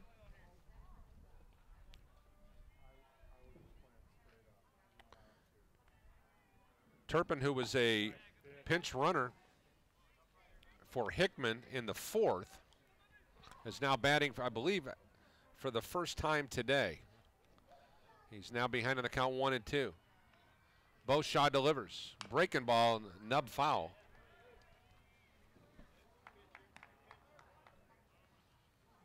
And now the count will remain 1-2 with 1 down. 17-8 Pilots here in the 9th. Here's a pitch missing the mark. Now the count at 2-2.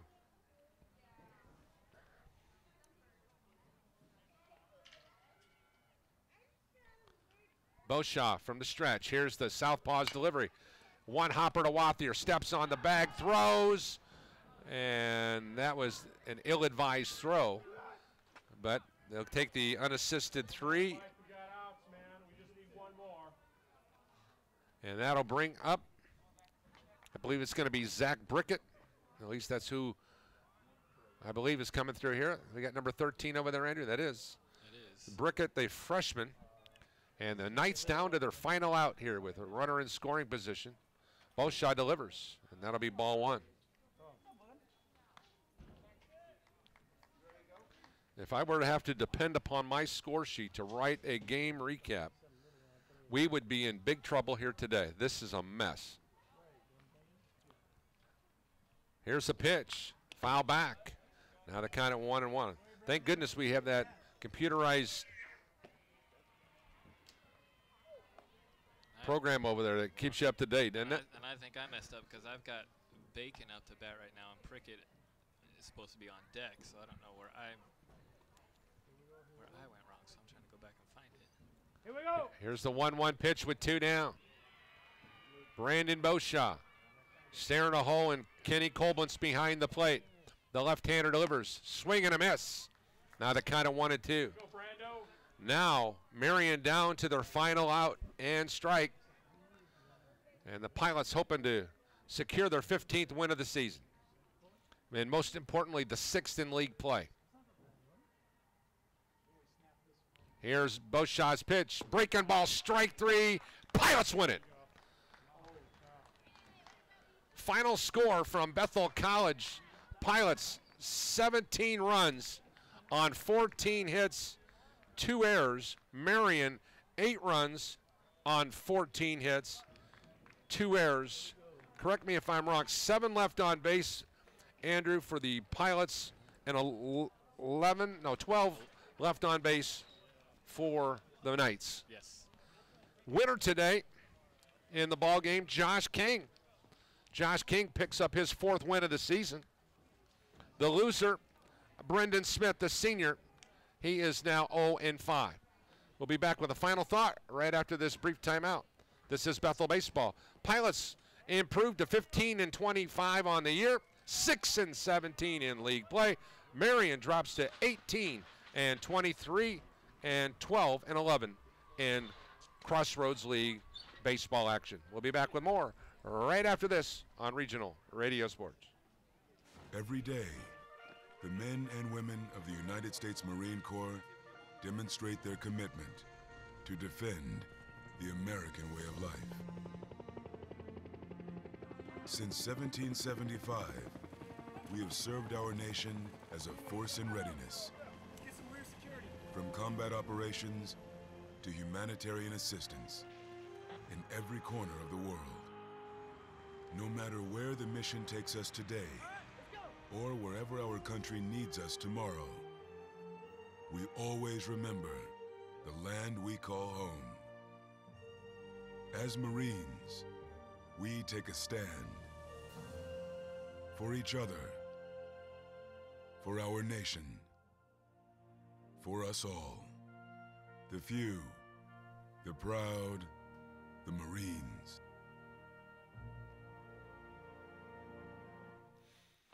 Welcome back here on Regional Radio Sports. Glad you can join us here for college baseball.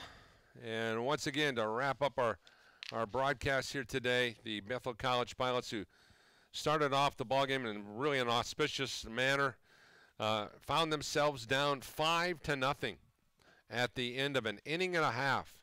The Pilots are up for 11 runs, a season high in 1 inning. In the second inning, they had an 11-5 lead at the end of 2. Josh King settled down, and that wasn't the case for the Marian pitching staff as Brendan Smith and Sam Bell struggled the entire afternoon. 4 runs for the Pilots in the 5th. They were able to tack on another couple in the 6th. Marian was able to bounce back with 3 in the 7th.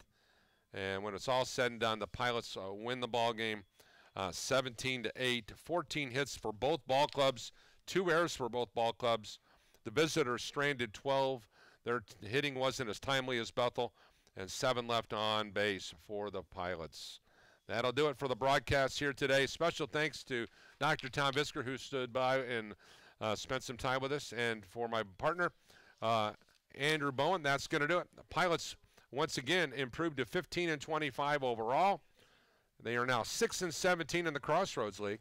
Marian falls to 18-23 and 12-11 in league play. For all of us at Regional Radio Sports, we'll see you tomorrow. Senior Day festivities get underway around 11:40 Eastern Time. For all of us at Regional Radio Sports, I'm Paul Condry. God bless you all. Semper Fidelis. Good night, everyone.